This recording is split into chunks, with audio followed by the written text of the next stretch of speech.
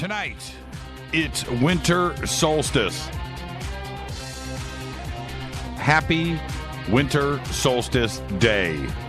With that, on this very special broadcast and heading into the Christmas weekend, tonight we welcome back Micah Hanks. The skeptical thinker is here. Coffee in hand. We'll have a couple of surprise guests joining the show tonight as well. Tomorrow night is another Fader night with John Rappaport and his No More Fake newsroom. Open lines. We're going to do open lines tonight, too, with Micah. Because this is our last normal Fade to Black before Christmas weekend. And, you know, who better than Micah Hanks? So he'll be with us here shortly. And then tomorrow night, John Rappaport. And we'll have a nice call-in show tomorrow night for everybody. And we can just, you know, talk paranormal and wish each other a very paranormal Christmas tomorrow night. Call-in numbers 323-825-5045. We'll be doing that shortly. And we've got a really great week lined up next week. We have Damon Barry is going to be here on Monday. He's got a new film out on the Black Knight satellite. So that's going to be on Monday. And then we've got Jason Quitt coming back, and we've got Lori McDonald next week, Mandela Effect.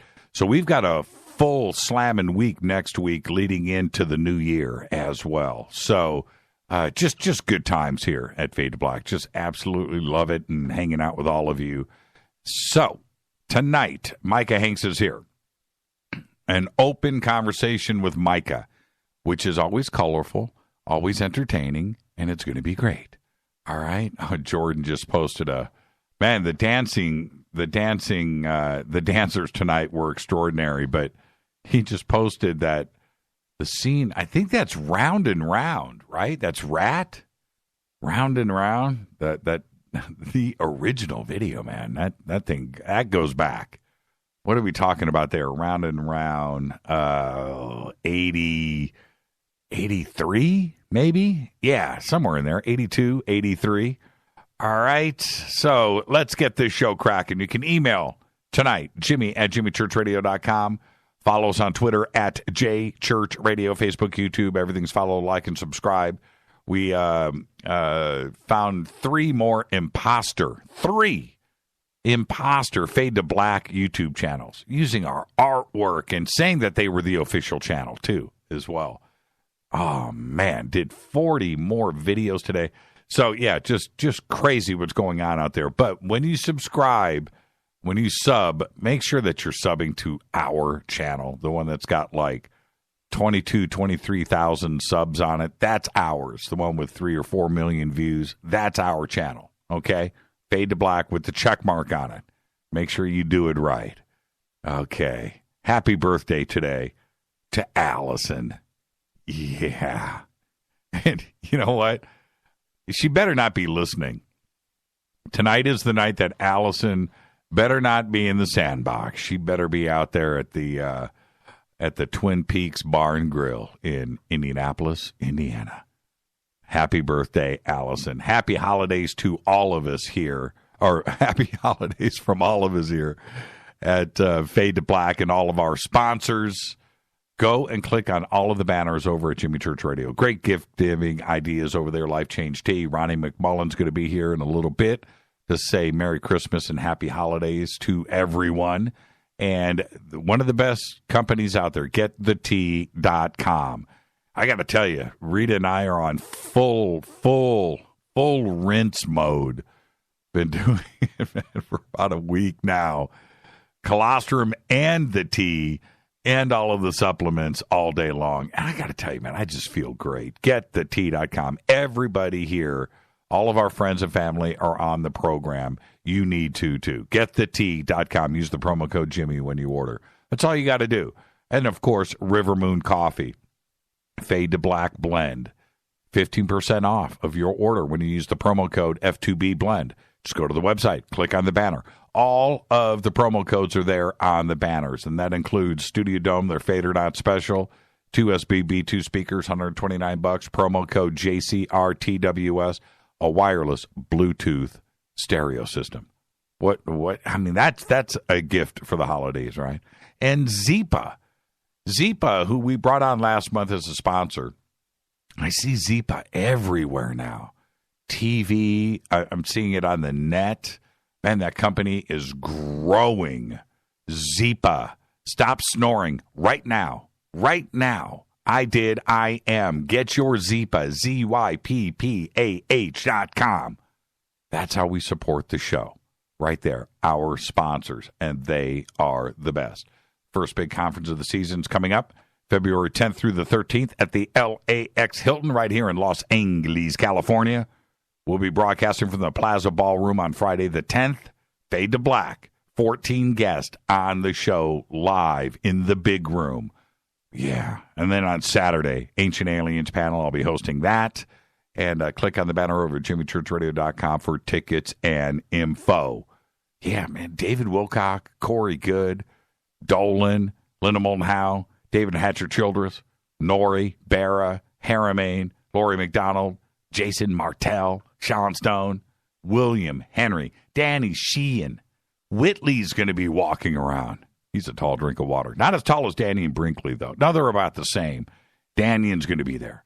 Laura Eisenhower. Don't you want the big hug from Danian Brinkley? All you got to do is when you see Danian standing there, just make eye contact. You're going to get the hug. Del Bigtree, Lisa Garr, come and hang out with all of us over at the LAX Hilton. Let's get this show cracking. Today, happy birthday to Samuel L. Jackson, 68. Kiefer Sutherland, 50. He's only 50? I ain't buying that. Jane Fonda today is 79. Our dead guy's birthday. Can I get a moment of silence, please? Frank Zappa. Yeah. 1940, 1993. Died at the age of 52. Happy birthday, Frank. And no other artist has influenced me more. He let me, and I'm being serious about this, he let me and the rest of the world know that you should always do your own thing. And every time you hear me say, smart, that is Frank. I stole it. Yeah, Joe's Garage. I admit it. But those of you out there who are smart and know Joe's Garage know exactly where that came from. The central scrutinizer. That is Frank. Seriously. Favorite album? I don't have one. They're all a tie. They're all great. But the ones that stand out for me, and they're all a tie, man. Chic Your Booty, right? Chic Your Booty. Game Changer. Joe's Garage. Game Changer. Apostrophe. Game Changer. One Size Fits All. That one stands out for me. You know what's funny? One Size Fits All. The Zappa heads out there, I'm not sure that one's at the top of their list, but it is for me. Man, One Size Fits All. What an overnight sensations, right? Tinseltown Rebellion. Man, I'm just going off the top of my head here. Shut Up and Play Your Guitar, volumes 1, 2, 3, 4, 5, 6, 7, 8, 9, 10, right? Frank Zappa. Happy birthday, man. You did it your own way. Frank. On this day in history, 1988, Pan Am Flight 103 explodes over Lockerbie, Scotland. Fader fact, Nikola Tesla could not stand the sight of pearls. Could not. To the extent that he refused to speak to women wearing them. That is a fader fact about Tesla. And I bet you didn't know that, did you? Everything out there about Tesla, everything that's out there. I never heard that. So I went and vetted it today.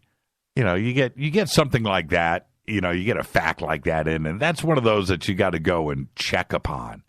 Turns out, dude could not stand pearls. Could not. The question, you know, what was it, though? You know, was there something there? Was it speaking to him? Was there something going on? Was he connected? Was he told something from Mars? I don't know. The Black Knight satellite. I don't know. But Nikola Tesla could not stand pearls.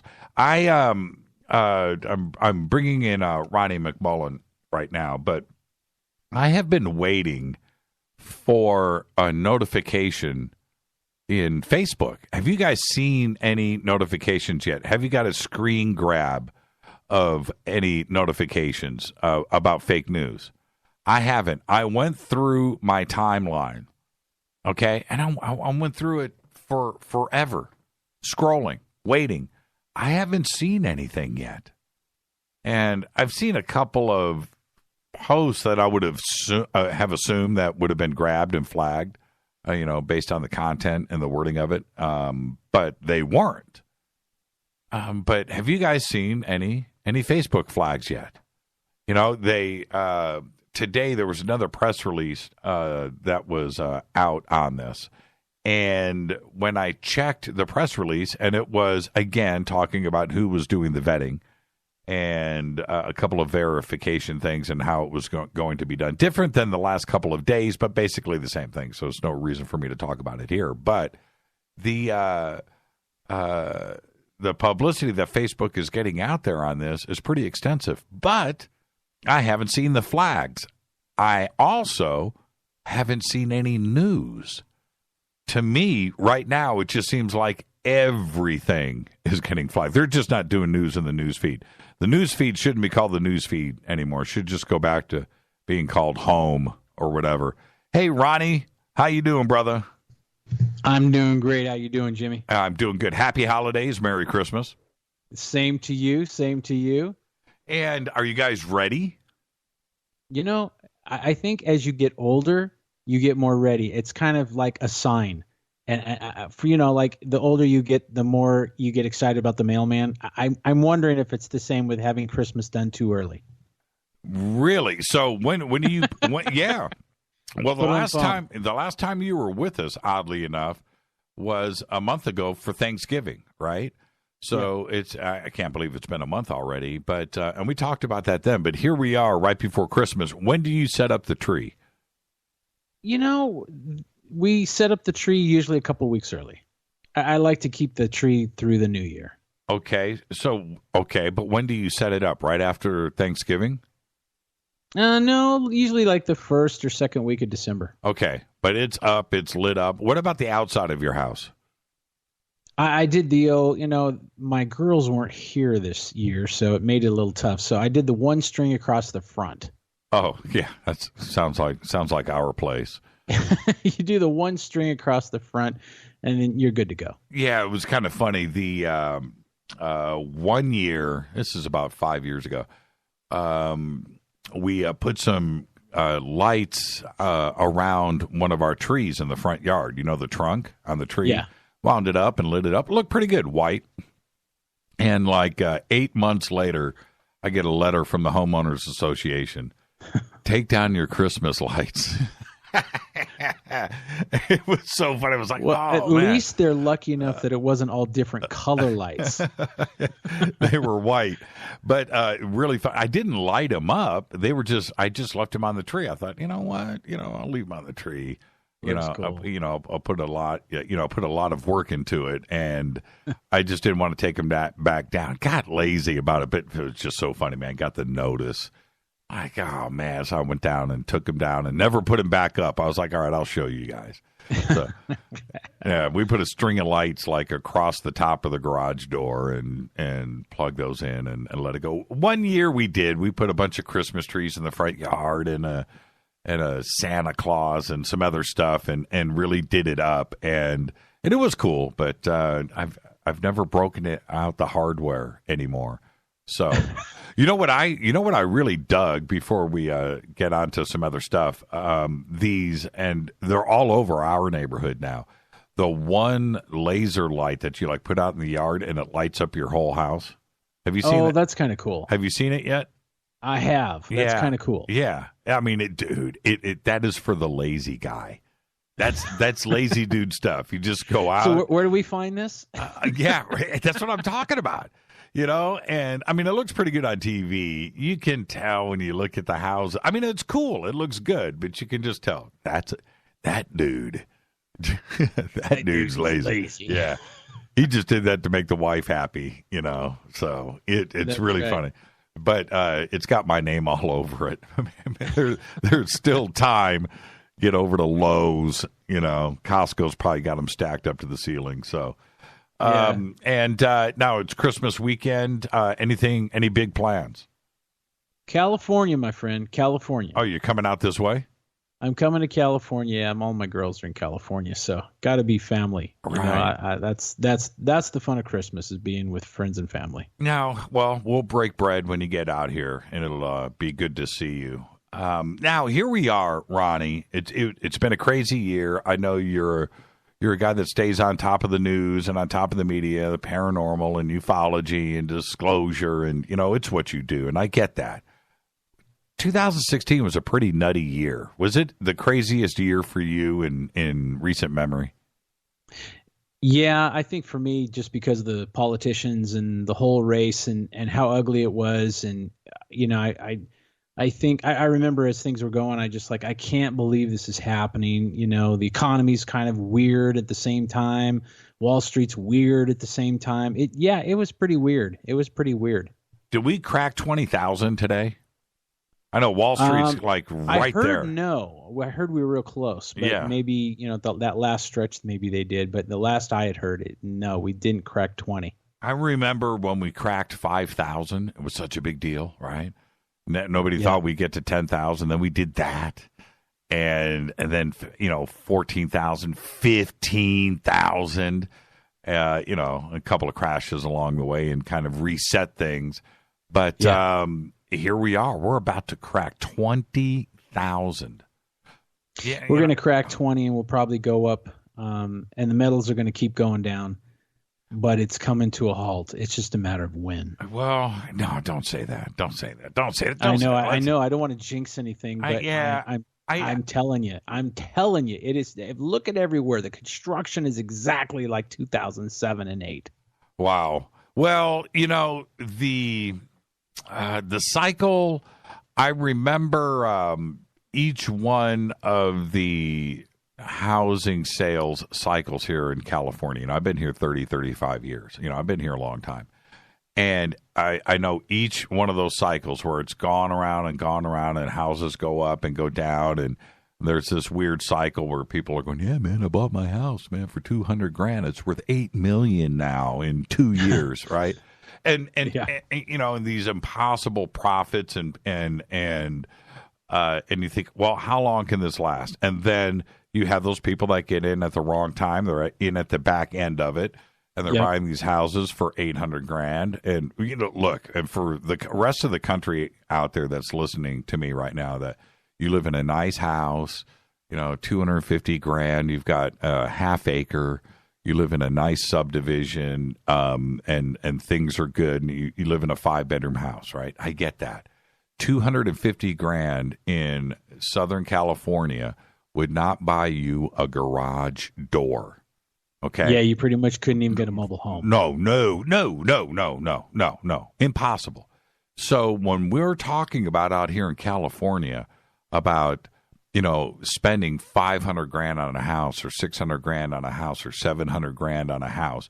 Nobody here in Southern California, if you drop that number on them, it doesn't. It's like Slumville.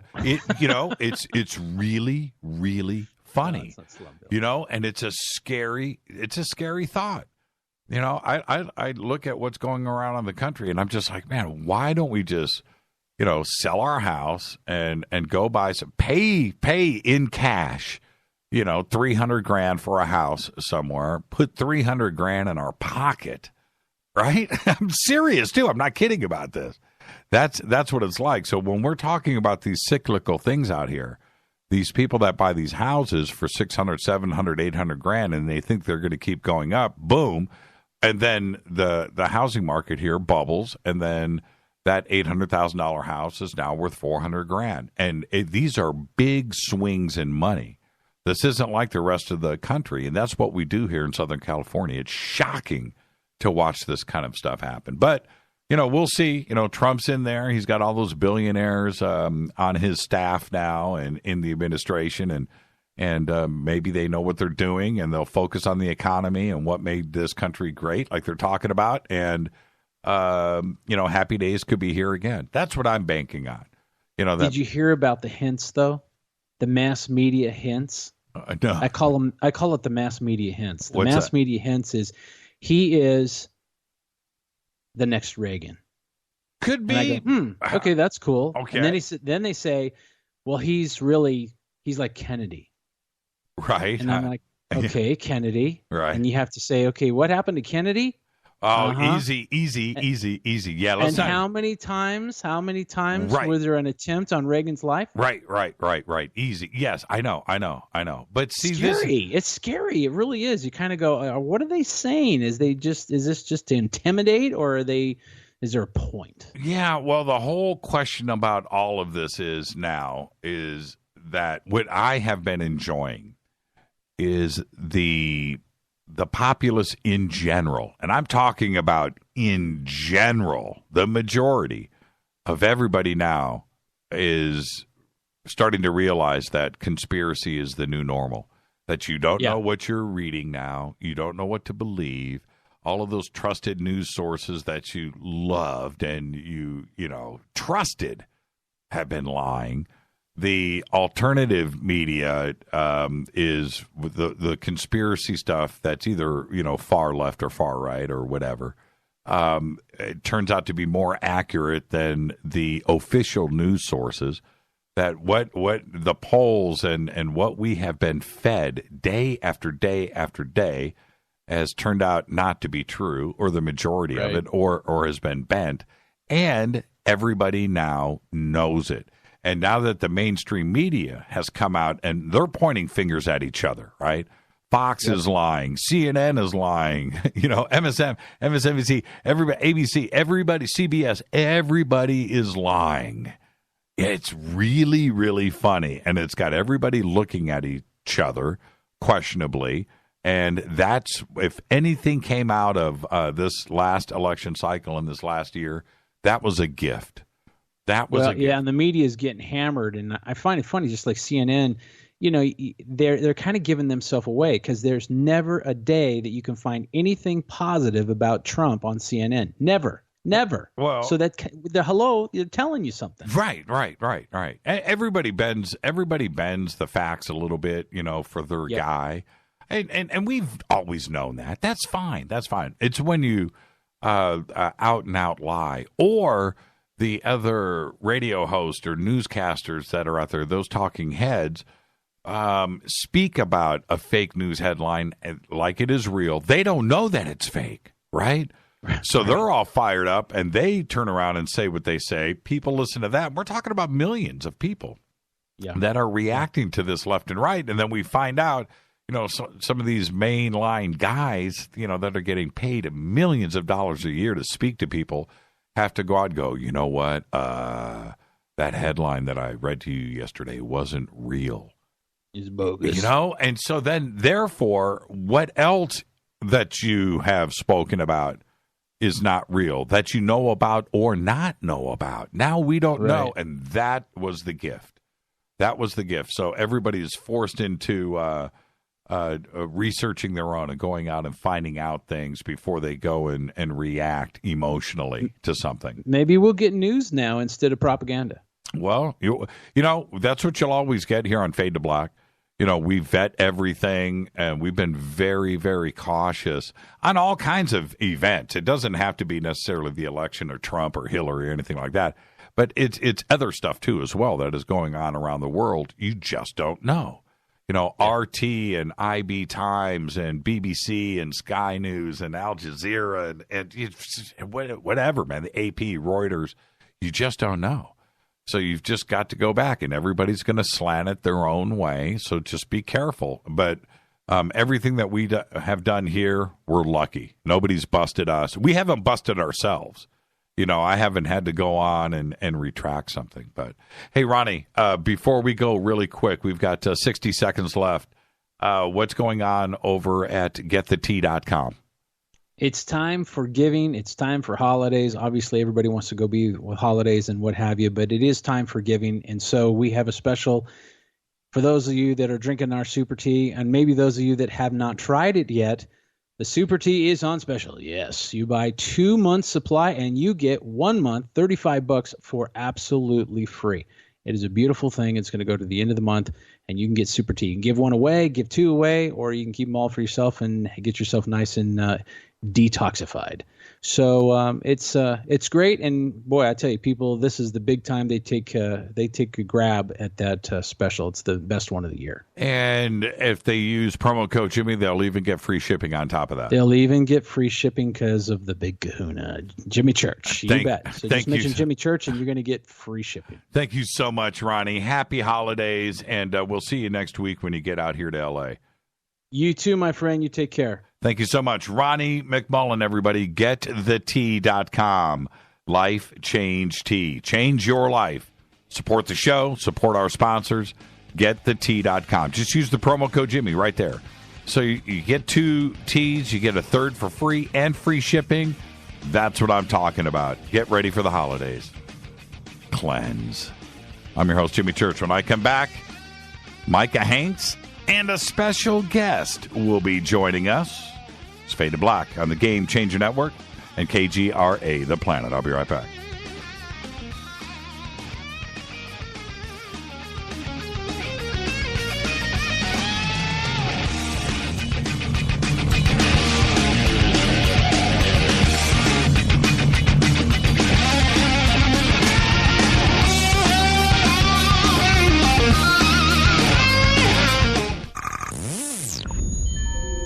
You're listening to Jimmy Church, Fade to Black. Fade to Black will now pause for alien identification. The station that talks the net. KGRA Radio. When you take the beans from Central America with dashes of Indonesian and African mixed in and then roast it to the dark side of Fade to Black, you create the ultimate brew of fringe. Introducing the Fade to Black blend from Rivermoon Coffee. Yes, Rivermoon's darkest customized roast was created for the love of Fade to Black. The alchemy of masterful roasting and smoking the beans is in every sip of this full-bodied, dark Java. I need my coffee dark, deep, with distinct bittersweet chocolate highlights, just like the bunker. Leaning further into the darkness of the roast is Fade to Black blend from Rivermoon Coffee. Just click on the banner at jimmychurchradio.com and use the promo code F2BBLEND for 15% off of your order today. Go Beckley Teppy. Hi, folks. It's a holiday season with hope in the air. Things to look forward to and no time for despair. Health can be a challenge, and so can the mail. So Get the Tea wants to help you by giving you a sale. Buy 2 months of Super Tea and get 1 month for free. No limit. That's buy 2 months of Super Tea and get 1 month free. That's a savings of $35. Where? GetTheTea.com. That's GetTheTea.com. Scroll down on the front page and find the buy 2, get 1 free ad. Click it and save. Orders over $100 get free shipping. Send the gift of life. Change tea at GetTheTea.com. We have many non-GMO organic supplements just waiting for you. This holiday season, enjoy health and Thanksgiving with GetTheTea.com. Want to call us? 928-308-0408. That's 928-308-0408. GetTheTea.com is a proud sponsor of doing what's right. That's GetTheTea.com. 9 out of 10 geneticists agree. Fade to Black is not your father's radio show on the Game Changer Radio Network and KGRA the Planet. Hi, this is Chase Kletsky with Fate Magazine Radio, and you're listening to Jimmy Church and Fade to Black on the Game Changer Network and the KGRA digital broadcast station where the Fade or Nots rock. Hi, this is Rob Reiner from Anvil, and you're listening to JimmyChurchRadio.com. What's up? I'm Chris. What up? This is Kyle Massey, and you're listening to Jimmy Church Radio.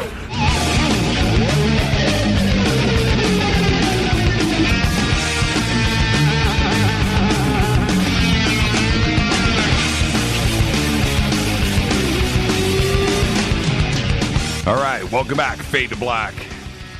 It's our last show, besides tomorrow night, our last show before Christmas. Doesn't get any better than Micah Hanks. Special guest, too. He's a writer, he's a podcaster, researcher, whose interests cover a variety of subjects. His areas of focus include history, science, philosophy, current events, cultural studies, technology, unexplained phenomena, and ways the future of humankind may be influenced by science and innovation in the coming decades. Micah has appeared on numerous television and radio programs, including Coast to Coast AM with George Noory, Caravan at Midnight with George Noory. He was on Coast to Coast with me first. Let's clear that up. Caravan at Midnight, John B. Wells, JBW, History Channel's Guts and Bolts, CNN Radio, and of course, Fade to Black.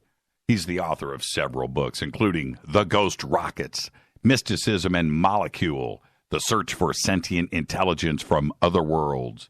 How about Reynolds Mansion, An Invitation to the Past, and, of course, the UFO Singularity.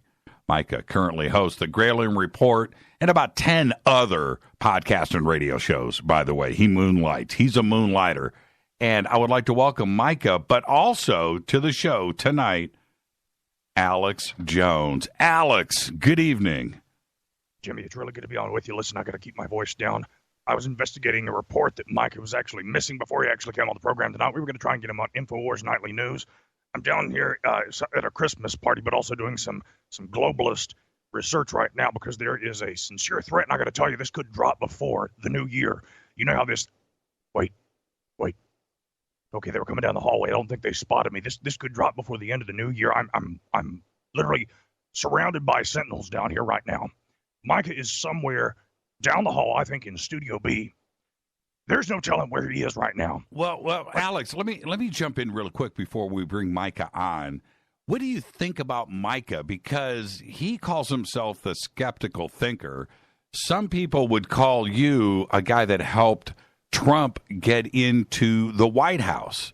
And with the combination of both of that, did you get an invitation to the inaugural dinner? Are you going to go out to D.C.? It would be in poor taste for me to go to the inaugural dinner. Let me step into a room. I'm gonna sneak over here into another room where I can speak more freely. Okay, hang on. All right, Jimmy. It would be in very poor taste for me to go to the inaugural dinner. Okay, do you know how much trouble that would cause, not only for President-elect Trump, but do you know how many people? InfoWars is right now, Alex Jones' radio show, the most listened to radio show. No offense. You got a great listenership. You're not doing what Alex is doing right now, okay? This Micah Hanks, he's a lackey, okay? This poor kid, he couldn't host a radio show out of a wet paper bag, okay? And this bunker thing, I think you very well may have actually stolen that from him. But poor kid, he has no hope as a radio host. This kid was...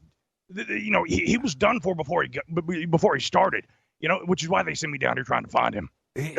Well, what about really quick before we get Micah on? InfoWars was blacklisted, man. It made the list of 200 fake news websites that was put out there by the MSN.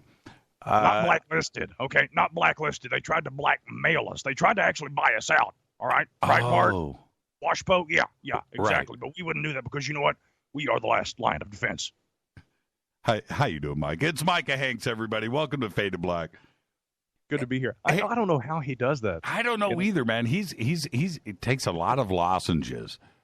Yeah. I normally Alex is something I can only bring out on very rare occasions. I want you to know, okay, this is a show of love for you and for the Fadernauts as we engage in a little Logos Fadernautus tonight. Right. Alex Jones, that is one that will rip one's vocal cords to shreds before they spend a good hour or so talking with their humble host. So anyway, glad to be here with you in person or in character, whichever way it works out. Thank you so much, Micah. And, you make me laugh every time you do that. I just think it's so funny. And we do it only, look, everybody save their email, man. Oh, man, that's, ragging on Alex.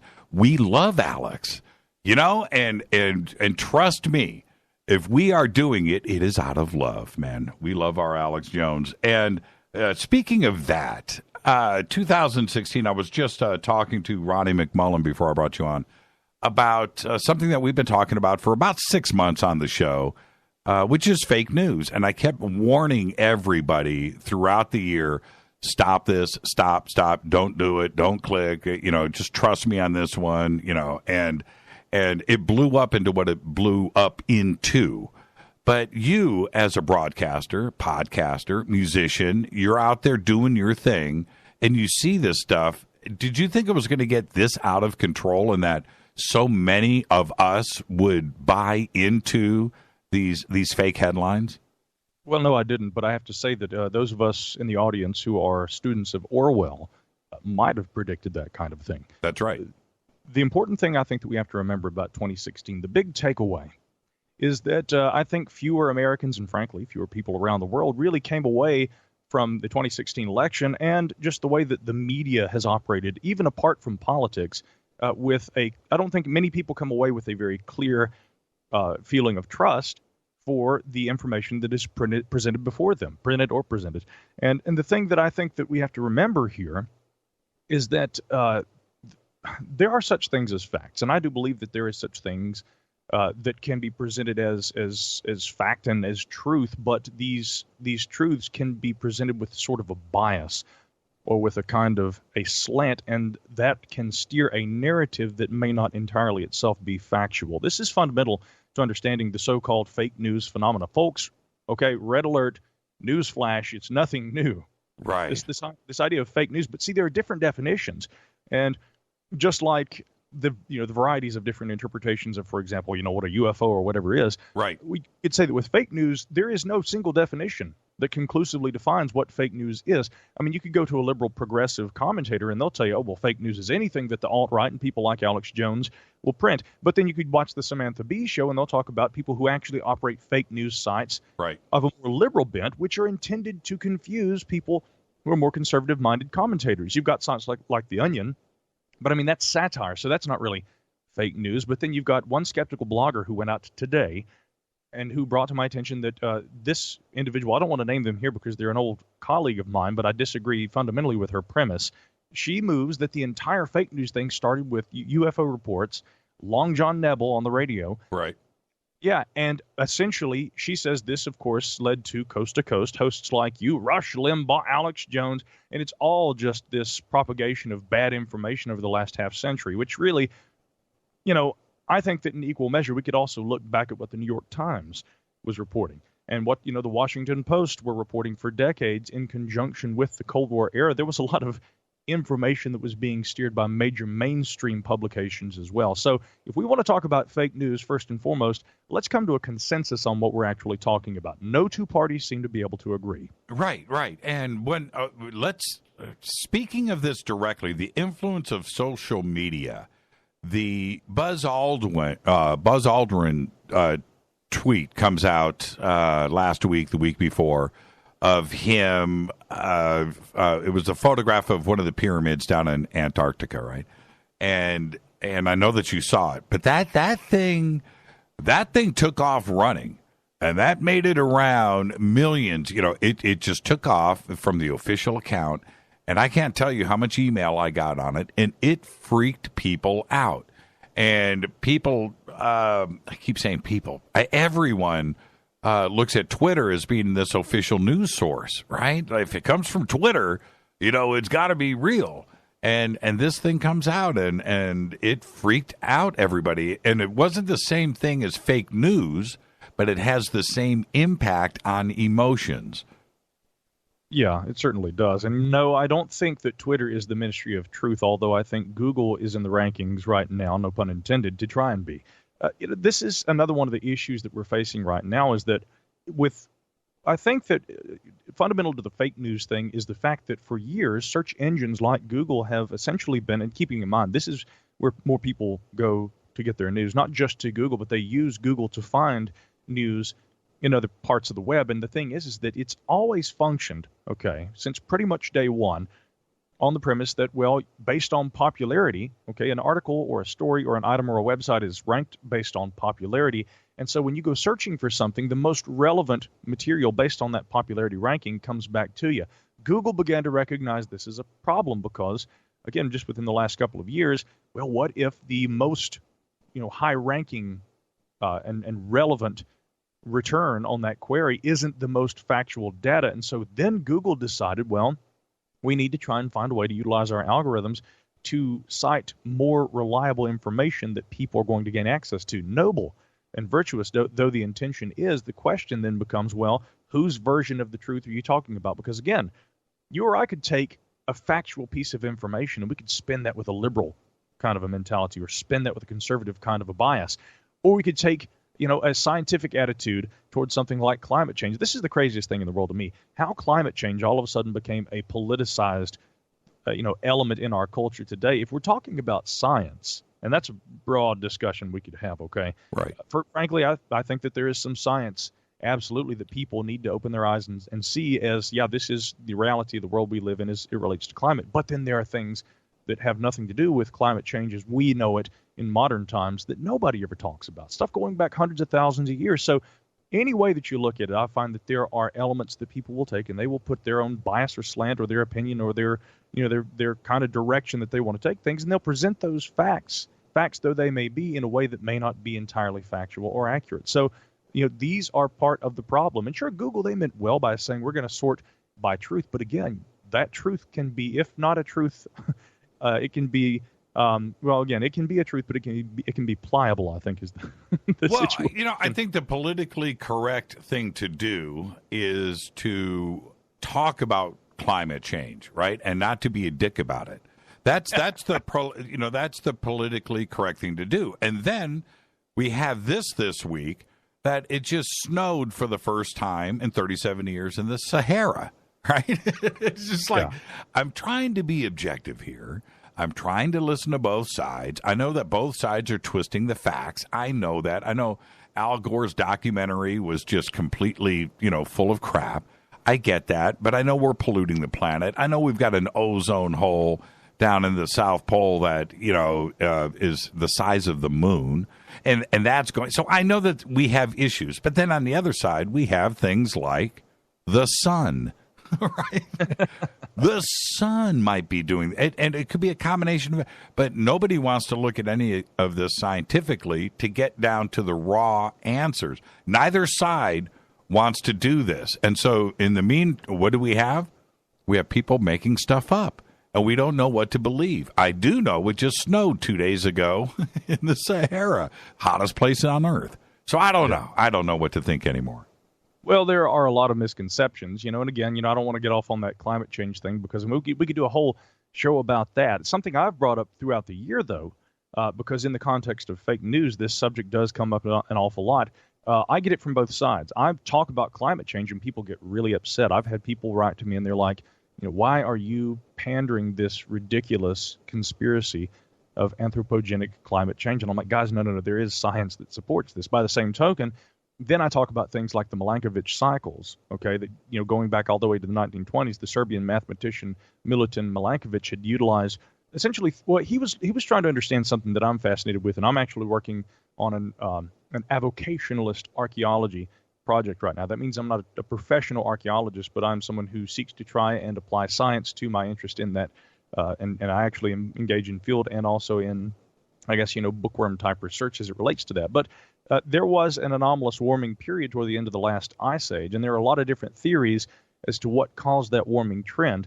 Memory serves, Milankovitch, mathematician though he was interested in trying to figure out what caused that. He begins digging into climate proxy data, and he's able to mathematically calculate, based on precession, the axial tilt of the Earth, and also the eccentricity, that, yes, the sun does affect periods of glaciation and interglacial periods. And yes, ice ages occur in a cyclical way. And he was able to chart this back hundreds of thousands of years. And so the thing is, if not millions, the thing is though, in the context of modern climate change, people kind of think that, well, the Earth's going to keep getting hotter and hotter and hotter and hotter. Well, no, eventually there will be another ice age. The problem is that right now there are a lot of variables that are affecting warming trends within the interglacial period that we are in. So it truly is a combination of natural factors that we can do nothing about unless we actually steer Earth off of its, orbit. That's not going to happen. Right. And I don't think we'd want it to. But there is also this anthropogenic, side to this. So I find that somehow within the fake news narrative, the real problem, Jimmy, is that people get so polarized in their ideas. And, this is the whole reason I started a news and current events show a couple of years ago with my co-host, Christopher McCollum. It's called Middle Theory. And people always ask me, well, what do you really believe? Which side are you on? And I'm like, guys, it's called Middle Theory. Figure it out. Well, and this is the thing. And I appreciate everything that you just said, but you're going to hell. You're going, and that was predetermined a long time ago. Right. And that's the way people react. It's just like if you show a slant in either way, just like politics or ufology or whatever you want to bring up, you're going to divide and conquer with it. And it's so difficult to just maybe agree with both sides. That maybe there's some middle ground here, that there's other things that are in play. One is not right and the other is wrong. And nobody's been able to come forward, Micah, with this definitive proof. That Al Gore video, what the hell was that thing called now?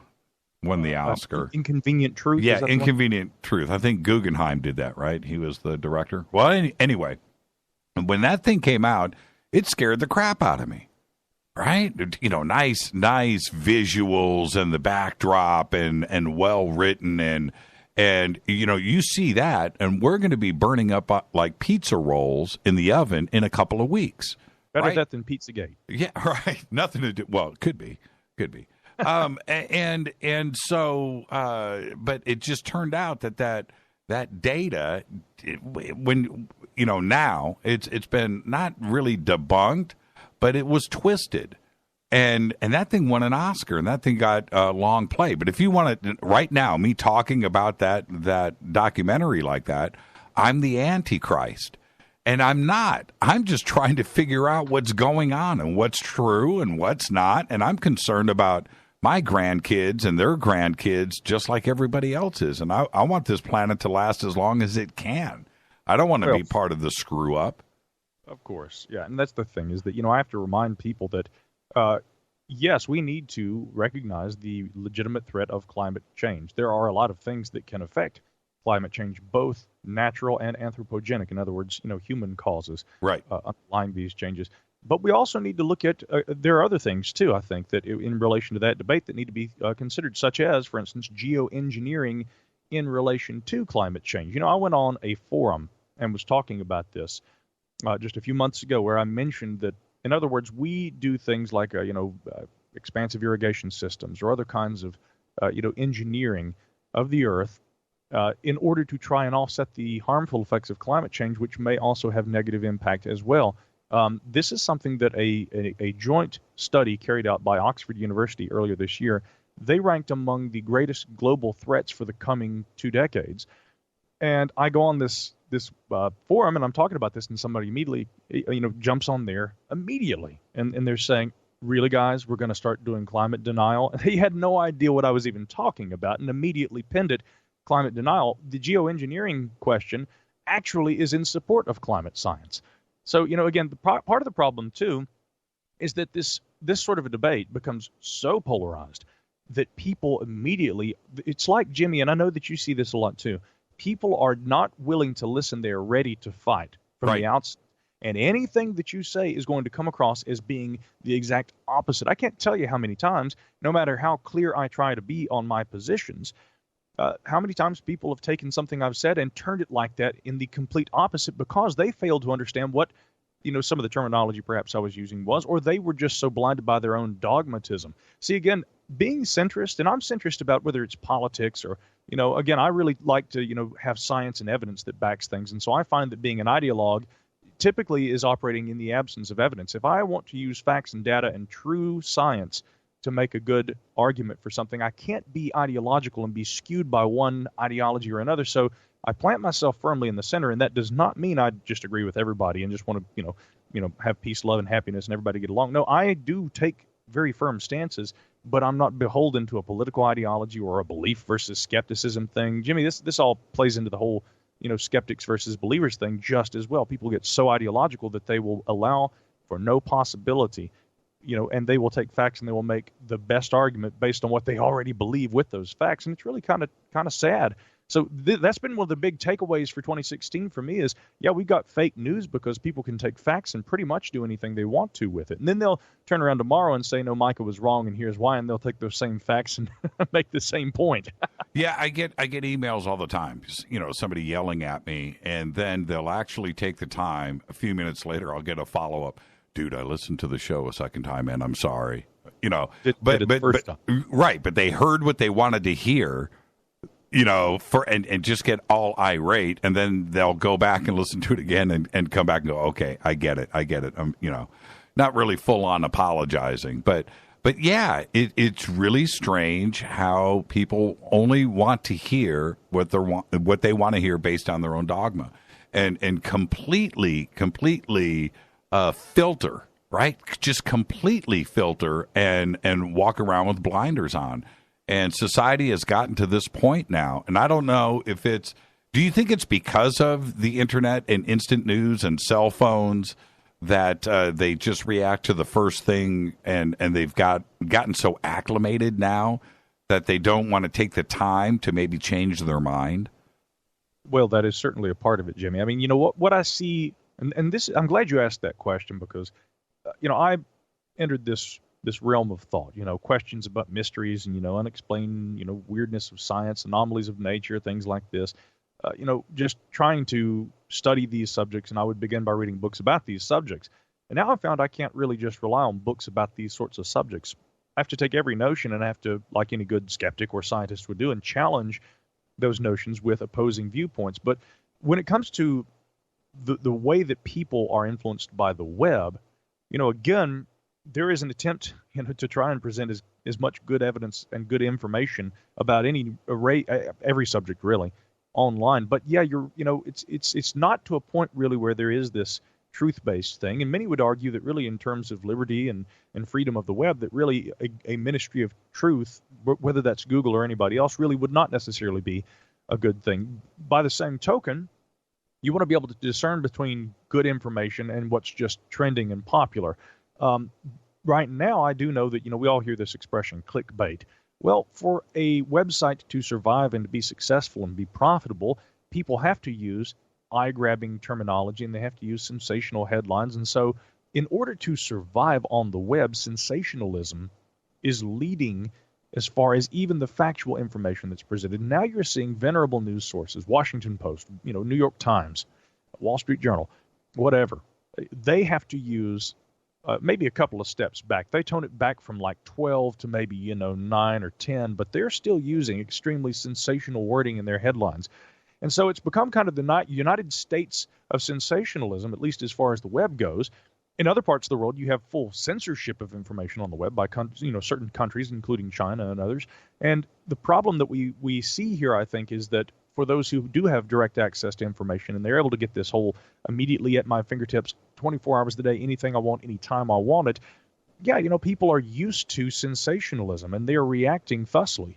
And so what we see really in terms of trying to get down to the factual basis of any kind of information about any kind of a subject is you have to wade through first the multi-levels, like the onion peeling back, of the way that people are being affected by this too. In addition to, I think, being trained to read and interpret news differently, I also think that the technologies are fundamentally, maybe in a slow and perhaps even insidious way, Jimmy, but I think that they are changing the way humans behave too. I look at things like Tinder.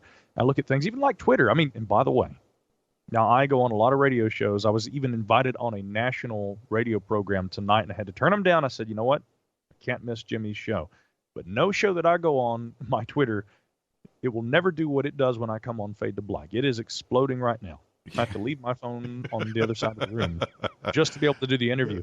But that, great though that is, and I love it. It's wonderful to see the Fadernauts. But these kind of interactions are changing the way that I think humans behave in a lot of ways that we may not really begin to understand the full effects of for decades to come. So all of these things, I think that there's the behavioral side, and then I think there's also this kind of, we are acclimating to the presentation of information that can only be presented in a sensational way for it to survive on the web.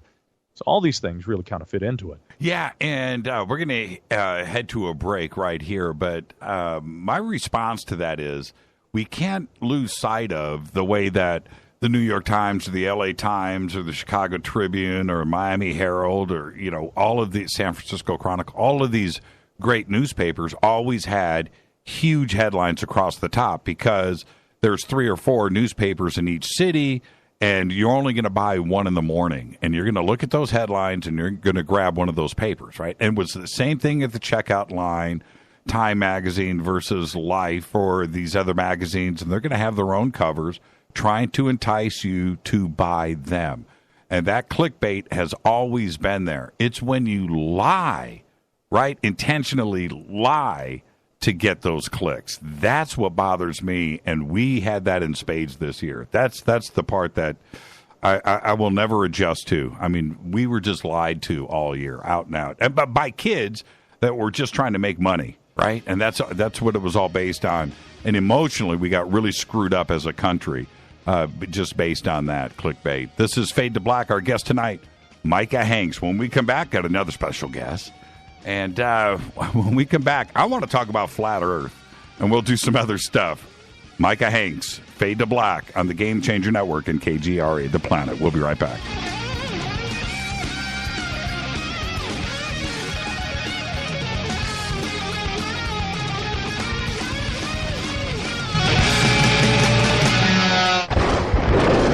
This is Fade to Black with Jimmy Church on the Game Changer Radio Network and KGRA, the Global Radio Alliance. The station that talks the net. KGRA Radio. Hello, I'm Katie, and you're listening to my main man, Jimmy Church, on jimmychurchradio.com. Hi, this is Ray Hobbs here, repping the planet, and you're listening to my good friend, Jimmy Church, Fade to Black, on the Game Changer Network and the KGRA digital broadcast station. How you doing? It's Jimmy here from Zipa. Today I wanted to tell you about my efforts to achieve global elimination of snoring. It all starts with respect. Respect for yourself and respect for others. Listen, you think you're being a nice guy or a nice girl by letting the guy or girl next to you sleep and snore every night. It's the ultimate disrespect to have that happen. You wake that person up and you tell them, go to Zipa.com now. ZYPPAH.com. We're not going to tolerate this, all right? Snoring is not okay. Someone next to you is snoring, you tell them to buy a Zipa. ZYPPAH.com. I know that you're listening to these snoring things and you're thinking, well, it don't apply to me. I don't have these problems. A lot of people are in denial, but it's true. Listen, if you're snoring, you got to stop it. What you got to do is get this fixed. Get a Zipa and change your life. ZYPPAH.com. This is Toby Kebbell.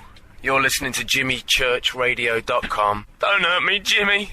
I'm only little. Hey, I'm Adrian Grenier. And this is Ari Gold. We're the Honey Brothers. Yes. We are of the Honey Brothers. Hey, I'm Adrian Grenier. And I'm Ari Gold. We're the Honey Brothers. And you're listening to Jimmy Church. The Revolution. What's up, Fadernauts? Studio Dome loves Fade to Black and the F2B audience so much that they have put together the ultimate stereo Bluetooth system. They've done it just for you.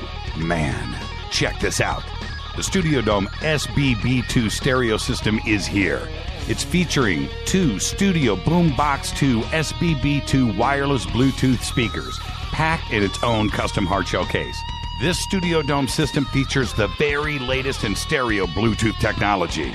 The 2 full-range boomboxes are in true wireless stereo. You've got to hear this. It's amazing. It's just $129, and use the promo code JCRTWS, and you'll also get free shipping. It's simple. Just go to jimmychurchradio.com, click on the Studio Dome banner. Go Beckley Teppy. This is Micah Hanks of the Gralien Report, and you're listening to Jimmy Church on Fade to Black, across the globe on the Game Changer Radio Network and the one and only KGRA Radio the Planet.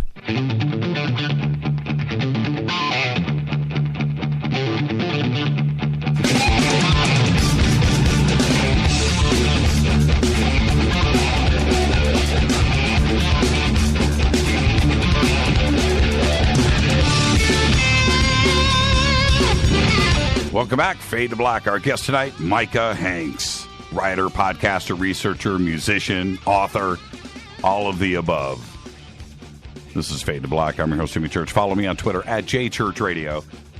And so now, I'd like to welcome to the program George Noory. George, how are you tonight, sir? Well, it's great to be with you again, Jimmy. Always good to be on you here. Happy holidays to you. Yeah, happy holidays to you, George. And we've got Micah Hanks here tonight. And I know you've hung out with Micah a little bit, but his skeptical way of thinking and what you do, does it get on your nerves? Well, Micah's not much of a skeptic, really, is he? No, he's not. But the other thing is, this is where it's polarizing with Micah, because Micah is a flat earther, and he likes to base his stuff on science. What do you think about this flat earth stuff, and does that change your opinion about Micah? I believe that the earth is actually round. But on Coast to Coast, we like to talk about this with people. We respect everybody's opinions. If Micah wants to come on and talk sometime about why the earth is flat, of course, we'll let him do that too. But I think that the earth is round. How long have you been doing George, Micah? Would you reword that? How long? How long? Because, I remember this was a couple of years ago, and somebody sent me, I'm not going to name names, use your imagination. Somebody sends me a file of you doing George with the Inca theme running in the background or whatever, right? Yeah. And I was like, that is so good. And then I found out it was you. And I didn't know if it was George doing George, off the air and goofing around, or if it was somebody else. Then I found out it was you. And I thought, man, that is spot on. And I don't know how you do it, but it is really good. And the thing is, it's not the tone, because the tone is part of it, but it's also the words. You know what I mean? The vocabulary. How long do you have to listen to George to be able to pull that off? Well, the thing is, and you with a background in radio too, and in music production, you know exactly where I'm coming from with this. And first, I'll say, whether it's Alex Jones or George Noory, I'm not known. I wasn't until I became your friend. I think I wasn't best known for impersonations. But when you work in radio, see, I used to work with Clear Channel here in Asheville, and I was an announcer. And on, a slow day of the week, we'd be sitting in there producing commercials for local businesses and things. And so you'd have to put on, your voice. Hey, Jimmy, can we get down here? We got another hole we got to dig. What's he talking about right now? Right. And you'd have to put on all these different voices, and sometimes, work different angles of the microphone and, put different effects. And when we'd have a really slow day and we didn't even have our own spots to produce, I would get on what was called the voice exchange, and I would actually lend my voice to commercial spots that we would feature in different markets all around the country, and even sometimes outside the country. And so it was a funny thing where it kind of became a game to see how close we could, me and the other production staff members, see how close we could get our renditions.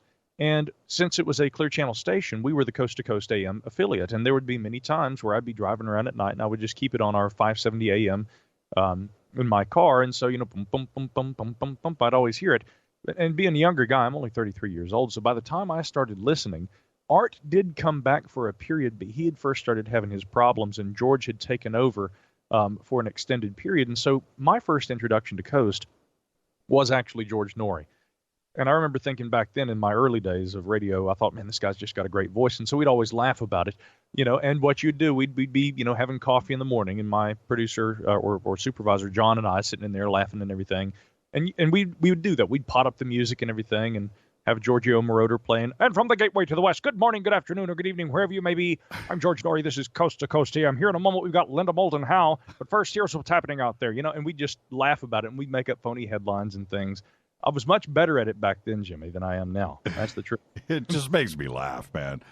Just like the flat earthers. Now, let's talk about 2016 and the flat earth. Now, of all the things with a skeptical mind, right, this stuff starts popping up, and it's almost too easy to shoot down. But like a lot of other stuff this year, it took off and it went nuts. What did you start to think the first time you saw the flat Earth stuff starting to pop up? You know, I don't know if we've really on the air had this conversation, because last time you brought it up, we were going to be going on coast. And I had specifically told you I didn't want to go on coast to coast and even have to talk about it. Oh, that's right. You know what? You're right about that. I forgot all about that. That was a while ago. Yeah. But we definitely on the telephone had talked about it and had a laugh. You know, the thing is about the flat Earth situation. I'll tell you my own personal involvement with this. A number of my listeners, they said, you know, Micah, we listen to your show, and on the Gralien Report, you like to talk about science, and you are someone who you don't just report the news. You'll sometimes dig into things and do your own investigations.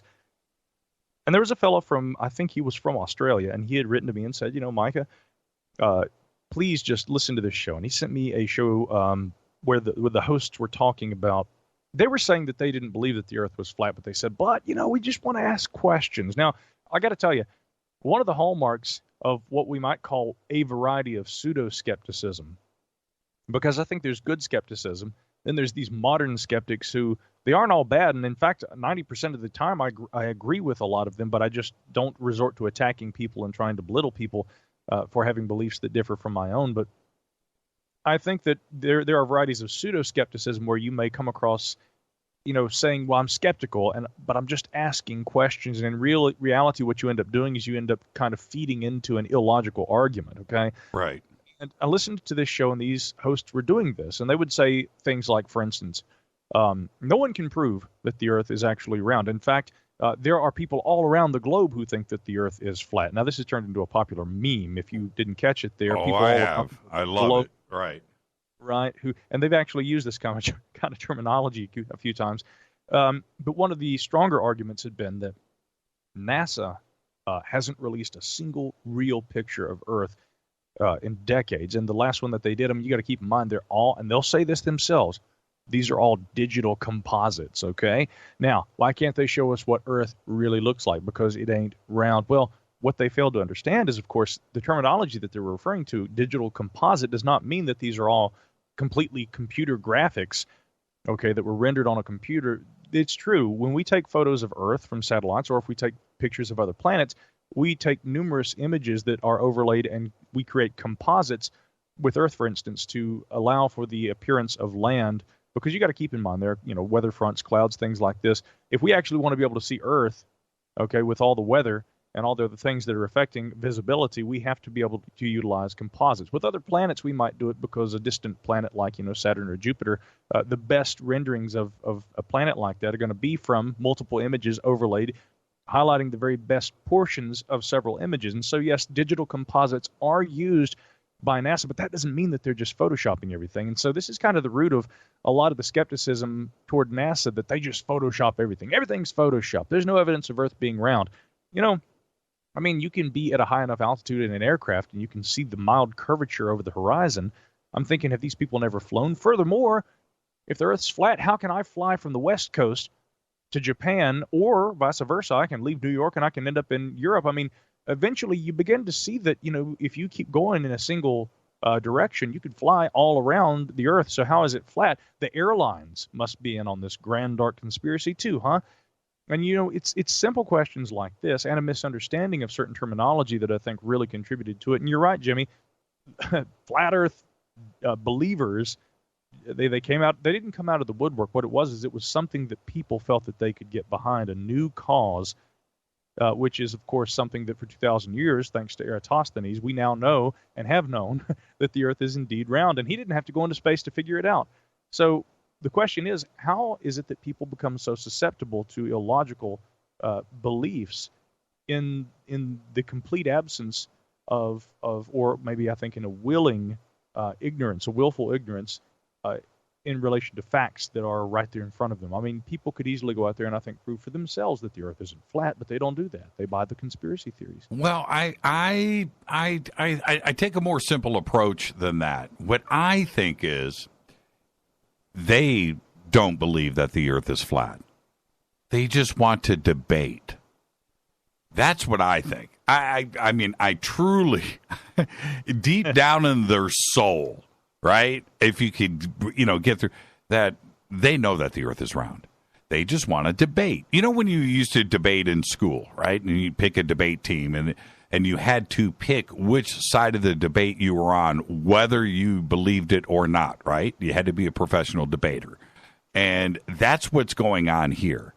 They're just debating. These days, we call those master debaters, okay? Yeah. Yes, we do.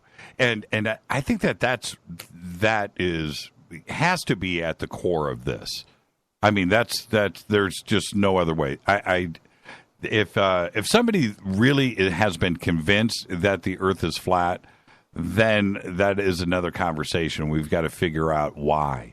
What has convinced them of that. But there's the other part of it, the leaders of this, the guys that are making the videos and the guys that are going on radio shows and websites and stuff. Those guys and gals, no, they don't think the Earth is flat. They don't. They're just out there trying to have fun and trying to spread the message. Sure, but here's another issue, and this kind of comes back to the fake news thing. I'll often see in the tabloids, especially in Britain, that they will report on sometimes a legitimate UFO sighting. Okay, like for instance, recently in Bucks County, Pennsylvania, this was a MUFON report that was filed where there were 3 large triangular aircraft that were seen by a witness. And this will be picked up, and think about just on KGRA alone on this station, we've got, yours truly, but Richard Dolan, John Burroughs, Lena Bolton, so many people, yourself, who are knowledgeable about this subject. But then they will, and I have to drop a name here, no one any animus, but the person I'm about to mention here, Scott Waring, I don't consider to be really, a very well-researched and thorough UFO researcher / ufologist.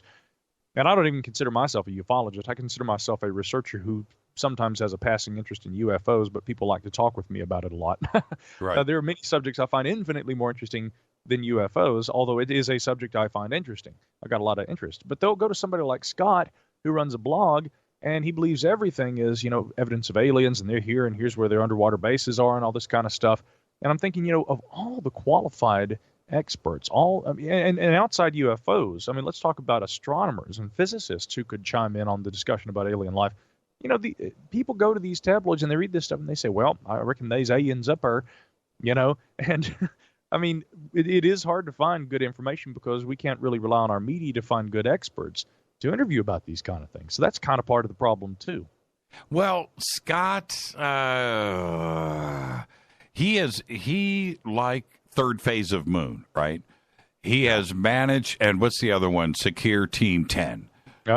These guys have got a little cottage industry now, right? They get 100,000 clicks on a video. They crank out 2 or 3 a day, and you're looking at a few $1,000s a day. If you think tell about me some of those videos, tell me some of those videos aren't fake. Well, and my point is, do they care? No. Oh. So, some of the videos that Scott has posted, I wonder how lucky he was to have gotten them. Some of the things moving across the moon, or these NASA images, or the International Space Station. Some of those are intriguing and they're interesting. I don't know how he manages to get them, but the other ones that he posts that do get out there, and I know that it's questionable, and I know that he does too, but it's called clicks. And it's a lot, man. It's a lot of. You go to those videos, you go to Secure Team or Third Phase of Moon, and go and search it out. And the video was posted yesterday, and it's got 175,000 views, right? 225,000 views in 24 hours. That's a lot of advertising revenue. And go ahead. I'm sorry.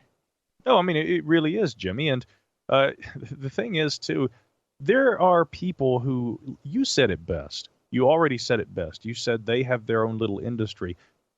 They may have begun legitimately interested in UFOs and legitimately trying to link and repurpose videos that already were appearing online, they began to see how much traffic they're getting. And I'm sure that there are people out there like the aforementioned and many others who are not above faking things themselves or paying for people to do it for them and make it, have it look real slick and professional.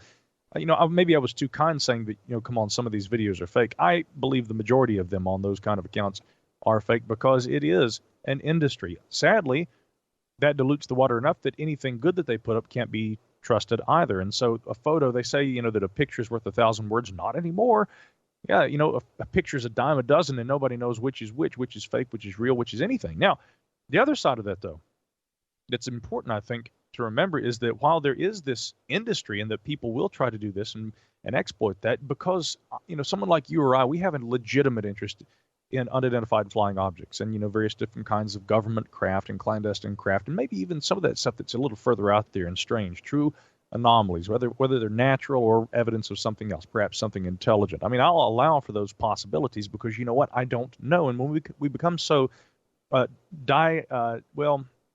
want to say that when we become so absolutely diehard in our dogmatism that we can't even allow for possibilities, that is, to me, the antithesis of science. We have to be able to think clearly about things. And I have a friend who was for years an engineer with NASA, and he told me at one point, he said, Mike, I don't have much time for skeptics. And I said, no, look, man, you worked for NASA. How could you say that? And he says, look, I'll put it to you simply, Micah, skeptics and skeptical thinking didn't get us to the moon, okay? And you got to be open-minded enough to allow for these possibilities, even if you're going to be hardcore with your science. But I've even been accused. People are like, Micah's obviously intelligent enough. He understands, how to create an argument. He understands philosophy, and he always talks about science. But then he goes on talking about something like UFOs. And it's obvious that the reason why is because he's got his little cottage industry or cottage cheese maybe. I can barely afford a tub of cottage cheese, really, with the kind of UFO book sales that I got going on right now. And it's Christmas time. No, I'm kidding. The point is, though, they think that we're just in this trying to make money. And I want to laugh and just say, guys, if I wanted to make money, I could have gone to the bank. I could have done any number of different kinds of things. I could have been a pinky ring model. I could have probably, flaunted my locks and been the next Fabio or something like that. Just kidding. No. In truth, though, there are more profitable endeavors I could have undertaken rather than becoming a researcher of arcane lore and strange things seen in the skies. If you want to make money, that's not the first thing that jumps to mind. If you're a huckster, well, then again, though, we do see these YouTube accounts. But, I mean, everybody kind of finds their own little niche. It's sad when we do find people who do it, and they do it so well, but they're so obviously willing to utilize bad information, fakery, hoaxes, all this kind of stuff, that it dilutes everything. It dilutes to the point that even the people who are legitimately interested in this, and not just in this, just trying to make a buck, trying to sell books, that we, too, are castigated and accused of just trying to cash in on gullible people and the ease of persuading them to believe silly things like flat earth theories. So, my interest is genuine. Jimmy, you know that. I know yours is. We wouldn't do this if we weren't sincerely interested in what we talk about, if we weren't sincerely passionate about the subjects that we address and that we speak with people about. And I don't agree with all of my fellow UFO researchers. Again, they call me a skeptic for a reason. But I find that I have more in common with certain UFO researchers in the community, maybe a majority of them, in that we, at least if we don't agree, we are all on the same page in that we believe that we have to allow for possibility, and we don't all just want to go around being ideologues. And no, we're not all just trying to, sell books and be famous and be on TV shows. You'll notice I don't go on hardly any of these TV shows, and the reason why is because the good stuff you say typically ends up on the cutting room floor. So that's a whole different conversation we could have. Well, and see there's a weird thing that goes on there to that point, which is there are, and I would say in the conspiracy community, the open-mindedness prevails here more than even the scientific community, and the political side or whatever, manufacturing, big finance, banking. At least here we have a general open mind, but also here we have probably more infighting than other things that are going on out there. And what we have to do, just like you said, we have to keep our mind open to possibilities. And I want to get to one point though that is so that needs to be in the front, and which is this: we know man has been seeing strange things in the sky since they wore animal skins, right? And documenting that. That's it. We have seen strange phenomena in the sky. And reporting on that, whether it's somebody like Secure Team 10 or something like that, or photographs, and questioning that is not fake news. That is just questioning what is going on up in our skies, because we've seen strange things like yourself. But trying to say that it's definitely this and not this in our circle of researchers, that's a problem. I don't like it when researchers refuse to not listen to somebody else, that is their way or the highway, on a subject that they absolutely don't have any definitive proof. Certainly. The only place I would disagree with you here, Jimmy, is actually everything you just said. No, I'm kidding. No, but I do take one point differently, and that is that in our community we have so much of that infighting. That really is everywhere. Listen, I'll give you two examples. First of all, during this most contentious election year, we've seen it with politics. Recently, I've been working on an avocationalist archaeology project with a friend of mine who has far more credentials in that field than I do, but he nonetheless respects my interest in this kind of a thing and really approached me about writing a book.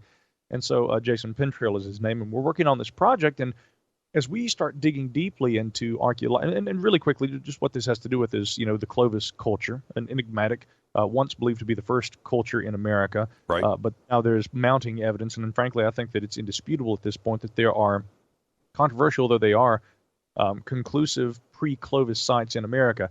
We're interested in that. We're interested in the claims that there was some sort of a potential impact that occurred around the time of the Younger Dryas. This is disputed, and that's fundamental to the point I'm making here.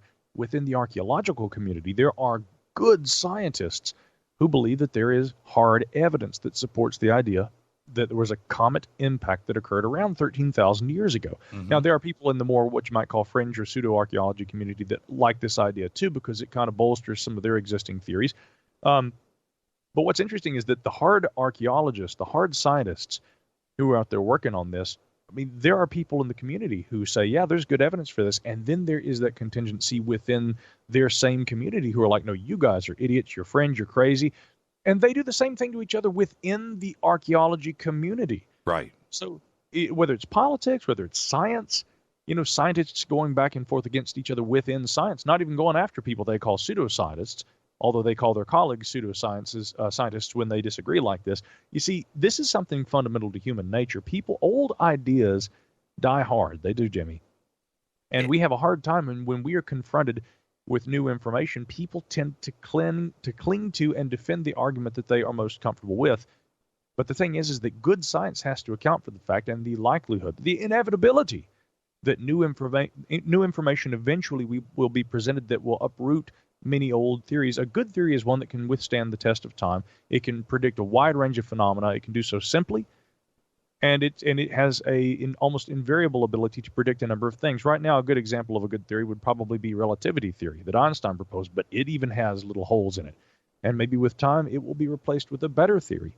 Well, you come from a family of intellectuals, right? I can only imagine what Christmas dinner is like when you guys are sitting around talking. But it even in the scientific community, it takes a long time to change not only dogma, and that's the fifth time we've said that tonight, so it'll be the last time that we use that word. We need to move on. But the idea of the continents shifting, right, and moving on this planet was not accepted until 30, 40 years ago. And and now it's an accepted thing, but even that idea was considered pseudoscience. And if you really think about that, it took that long for even that to get accepted, and it's so hard to change the scientific community.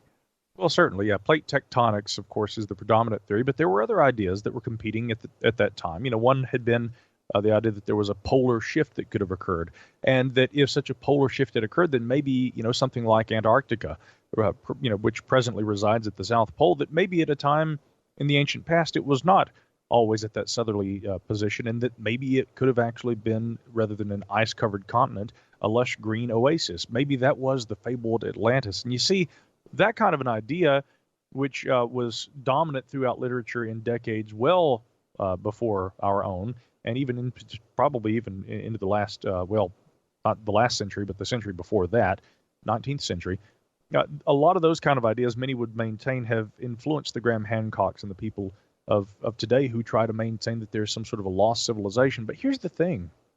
There may be.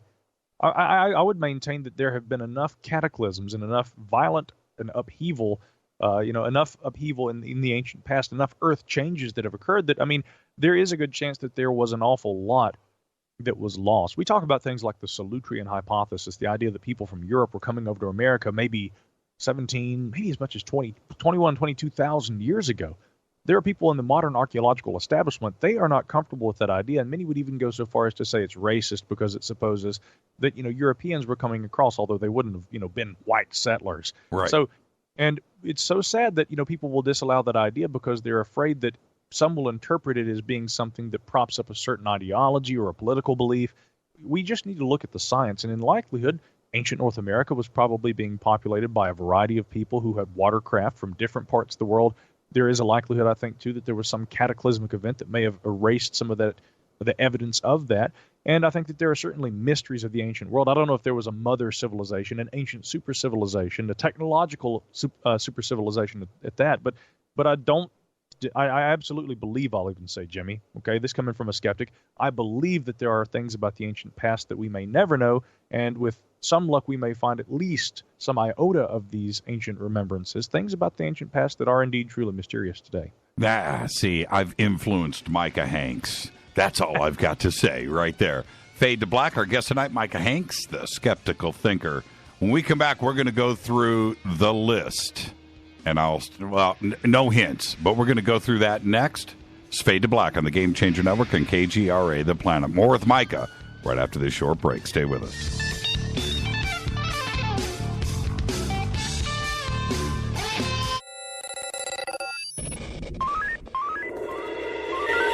Way out here, we listen to Jimmy Church. You're listening to Fade to Black. Always on the edge of the hottest alternative talk. Jimmy Church with Fade to Black. KGRAradio.com. ¿Qué tal, mis amigos? Yo soy Mario Carson, el tiburón, y los invito para que escuchen a mi buen amigo Jimmy Church Radio. ¡Claro que sí! You get a Zeepa. You get a Zeepa, you hear me? What's the name when you snort? It's Zeepa, Zeepa. It's the thing we're craving for. It's Zeepa, Zeepa. You can't sleep all night. Zeepa, Zeepa. And wake up feeling right. It's Zeepa, Zeepa. Makes me love my husband more, 'cause he no longer snores. Zeepa, Zeepa. It's Zeepa, Zeepa. Zeepa's different than any other device because it actually works. A lot of these other devices, they just bring the jaw forward. That's it. However, the thing that makes Zeepa different, it stabilizes the tongue, basically, with this elastic band. But right here, Jimmy's telling you that this is a unique device. Go to Zeepa now, buy it, and stop the snoring. Get a Zeepa, ZYPPAH.com. Zeepa.com. That's ZYPPAH.com. Oh, fall. My favorite time of year. Cooler temperatures and, well, let's be honest, layers. Lots and lots of layers. Look, I get it. We all have that favorite hoodie. Matter of fact, I've got a few favorite hoodies. You should wear yours. Enjoy it. I do. But I stay focused on my health year-round. And for me, I take Nature's Youth RSF from nature'syouth.com. Nature's Youth RSF from nature'syouth.com. I eat right, control my portion sizes, still maintain a commitment to regular fitness, and I get plenty of rest, and I take Nature's Youth RSF. It's okay to cover up your beach body for a few months, but don't just forget about it. Nature's Youth understands exactly what it means to provide top-quality health products, and Nature's Youth customers not only improve their health, they know they're also providing their body with the right nourishment to maintain peak performance levels and fight the aging process. So layer up and get started today with Nature's Youth RSF. nature'syouth.com. Simple to use, even simpler to order. Go to nature'syouth.com. That's nature'syouth.com. You are listening to Fade to Black with Jimmy Church on the Game Changer Network. Oi, Hi, I'm Reese Evans. You're listening to Jimmy Church. This is Revolution. The revolution will not be televised. The revolution is on radio. Ciao.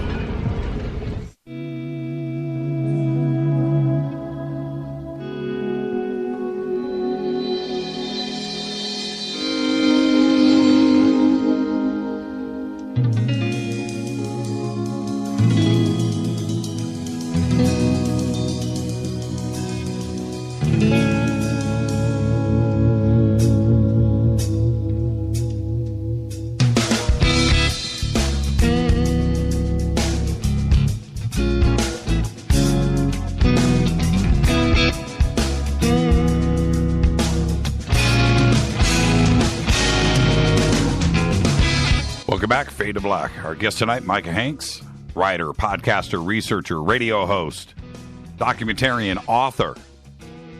He's the man. He's also a musician. He's also a guitar player. Hey, Micah, what do you think of those guitar licks right there? Pretty good, huh? They are. I meant to ask you, so who is the talent there? It's me. Is it really? Yeah.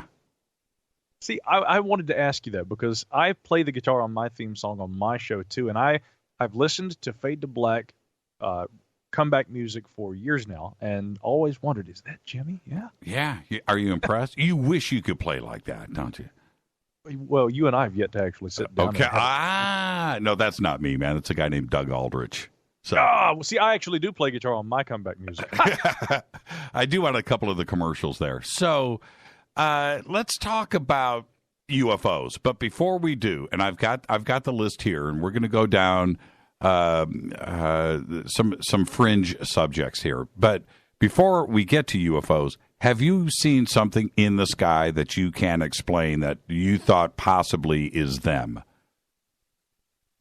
Them? Yes, not us. The opposite. Okay, I've never seen anything as far as a unidentified flying object that I would say is them. I know a lot of people who have, and I'm fascinated by that. I have seen, let me think. Well, you live right in the middle of the Brown Mountain Lights, right? Or close enough. Have you been out there? I have, and I have maybe on 2 occasions seen things that were unusual there. But again, with the Brown Mountain Lights, I mean, they are by definition UFOs, but I think that those are probably some sort of a natural phenomenon, more like ball lightning. We've, gone over, and I say we because there are a group of researchers who I've corresponded with, and I even went down and gave a kind of a lecture one time with this group. And then I've got my private associates who I've conferred with for years about this. I mean, I've actually put in more than a decade myself trying to understand what's going on at Brown Mountain. There are a lot of different theories. One of the colleagues that I have is Dr. Dan Caton at the Appalachian State University. I'm not frequently in touch with him, but I like Dan a lot. We've corresponded and, caught up and had a beer and at said event.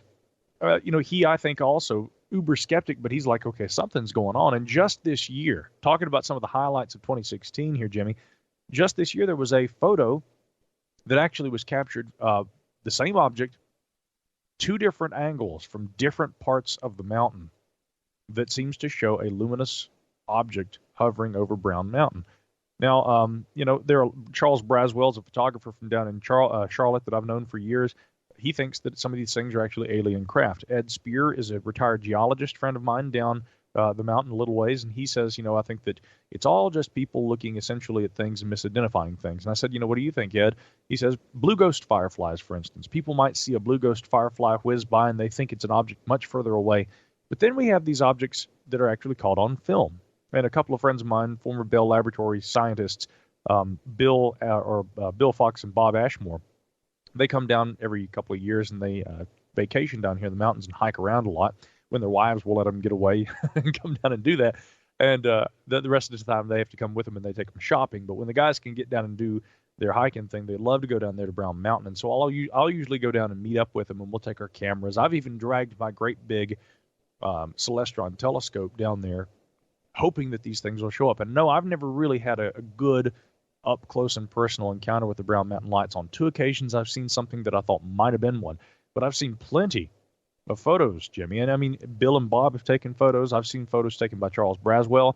I've spoken with people who said that a beach ball sized luminous blob of light flew directly over my head very slowly, and I got a very good look at it. So I don't doubt that there are things down there in the Linville Gorge, but based on the more than a decade of talking with people and collecting eyewitness reports and discussing and going there and trying to look for these things myself, talking with scientists, talking with geologists, atmospheric scientists, physicists, astronomers, the general consensus seems to be that this is some sort of an Earth phenomena, light ball lightning question. Why does it seem to appear more in the Linville Gorge and around Brown Mountain? Why does it seem to happen more there than any other place? What is special about that region, which I really think may be a combination of atmospheric things and most likely a geological issue? But, there was this great paper that was put out by Robert Theriault, John Durr, and a group of other geophysicists, which I think was late last year, if not, actually it may have been a couple of years ago now, but they tried to say that this was earthquake lights and that the Brown Mountain phenomena was one example, and they would say that you can see that there's an earthquake and then people see the lights. And one of the examples they gave was like of an earthquake that occurred, and then 6 months later they say that the Brown Mountain lights show up, and they're like, see, there you go, earthquake lights. And I'm thinking, okay, guys, maybe there's a correlation there, but again, it sounded an awful lot like even these good scientists were really kind of cherry-picking the data. Every time that they'd say there was an earthquake that occurred in 1919, and then in early 1920, the Brown Mountain lights showed up. Once again, we have earthquake lights. And I'm like, guys, maybe those two, for all we know, they are connected, but maybe we shouldn't draw that distinct parallel. So even sometimes what are considered scientific papers and scientific opinions on these things, I find that they are catering to biases and that they are really just kind of, really, I think that it comes down to almost sort of a scientific wish fulfillment in which they really are absolutely cherry-picking data. There's definitely something going on down there, though, yeah. And what about the black triangles? And you just talked about this MUFON report, right, in Bucks County. Black triangles, I've got a really nice photograph that I took with film, right, in old school, back in the day, of a black triangle. And I don't know what it is, but it's certainly there, and I certainly photographed it, and I watched what it did. And you can't take that from me. So when, not you, Micah, specifically, but you know what I mean? I have the experience, and I have the photograph to back it up. What do you think is going on there? And first of all, I would love to see that photograph, okay? Sure. I would love to see that. Second, speaking of film photographs of these triangles, I think more than any other kind of UFO in the modern era, these reports of these massive black triangles fascinate me. Where I live, just outside and a little east of Asheville, North Carolina, there was, right over the valley where I live, back in the late 80s, early 90s, there were a couple of guys who saw one of these things. And he said this was a monolith. This thing was so huge, and it flew at low altitude, and it flew directly over us. And he said, I went and I got my hunting rifle, and I know people are thinking, oh, God, no, don't. No, he went and got it because it had the scope, and he wanted to look at the thing through the scope on this rifle. And I was hosting a radio program that night on 570 AM, Speaking of Strange to the show, and Joshua P. Warren is the host. He still hosts that show, but back in the old days, but when I worked at Clear Channel, I would actually fill in for him. I kind of, cut my teeth doing live radio, filling in for Josh when he would travel. And one night I did a show about these things. This would have been like in 2010, maybe. And sure enough, somebody called in. It was this guy. He tells this story about this thing. I've spoken with so many people over the years that have seen these things and said they are massive, they are quiet, they fly very low and very slow. I've seen photographs, and if you remember the Stephenville incident that occurred just 2 years ago. Texas, yes. Yep. I was sent a photograph by a peace officer, a man who said that he was a police officer down there in the area, peace officer as he referred to it. He said, my partner and I, he said, we were responding to a report of lights out in this field. He said there was dash cam video that showed some of these lights out when they were close to the ground, but he said, I'm not at liberty to share that with you right now. He said we had a film camera in the car. We took several photographs. He said what we saw were two orange orbs of light that as we pulled up in our police car, they began to ascend upward at a very high rate of speed. And he said that we got out of the car to look at these things, and I grabbed my camera, and there was a large triangular object that was also ascending above these orange orbs of light, and they were moving more quickly and ascending toward it and eventually joined with the craft, and then it took off on a horizontal trajectory. But the photograph that was sent to me, grainy though it is, very distinctly shows the two objects ascending and then this triangular shape. I mean, it's a perfect triangle. And these things are heading up toward it. And he said, I wish I could share more with you. I can't tell you my actual name, but I can definitely tell you that tape that was in my, that was filming on the squad car, it captured these orange lights. And I can't share that with you. I just hope that this assists with your investigation. It's really frustrating because I tried to follow up on that years later, and unfortunately the email address no longer worked. I have no idea who this police officer was. For all I know, I was punked, but if that's the case, because we have to be skeptical of these kind of things. David Marler's a fabulous UFO researcher who's really looked into these triangle things, and he actually wrote a great book about this, and he'll tell you, no matter how good that photo is, Micah, the photos alone are not going to do it. A photo is hardly worth anything in this age of digital manipulation, but this digital version of a film photograph that was sent to me, where you can see the residue on the from where it was scanned and everything. I mean, it's one of the best dang UFO photos I've ever seen, and I definitely think that there is some sort of what probably is some sort of a U.S., if not a U.S. Air Force, it very well may be some sort of a far more clandestine and secretive kind of a technology. But I think that it's something akin to a platform blimp, and there are a number of reasons why I could, imagine. We haven't got all the time to get into it right now, but I could imagine why they would fly slowly and at low altitude, what their purpose would probably be. I'll just leave you with this, too. I've got a good friend and a guy who contributes daily to my website with the news stories that we feature at GralienReport.com. He and his wife, he said, we saw the dadgum Phoenix lights. The things flew directly over us. He said it was massive, about the size of a football field. He said it was dark enough outside that we just saw the 3 points of light that went over us very slowly, gave the distinct impression that there was an object, not just three lights, and that they were like separate aircraft. He said there was something big with 3 points of light. He said the biggest question going through my mind as we watched this thing go over the head, or over our heads, he said, how did it get through Sky Harbor's air traffic control and not be noticed? I mean, that was the only thing that could go through my mind when I saw this, he said. So, yeah, I know plenty of people. I could go on all night, people who've seen these things. I just hope I see one day. Well, that's interesting, too, because unless you've been to Phoenix, you don't know that Sky Harbor is right in the middle of downtown, right? I mean, it's just, you can't. Where those lights appeared, that is where Sky Harbor is. I mean, all of Phoenix is surrounding Sky Harbor. That's a really good point that he made. The shot that I made, then I want to move on. The picture that I have, and I'll show it to you. I think it was last year or the year before on New Year's Eve. I had a dinner. Rita and I, we had a bunch of paranormal guests over, right?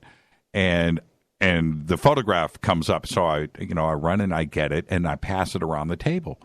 There you go, right?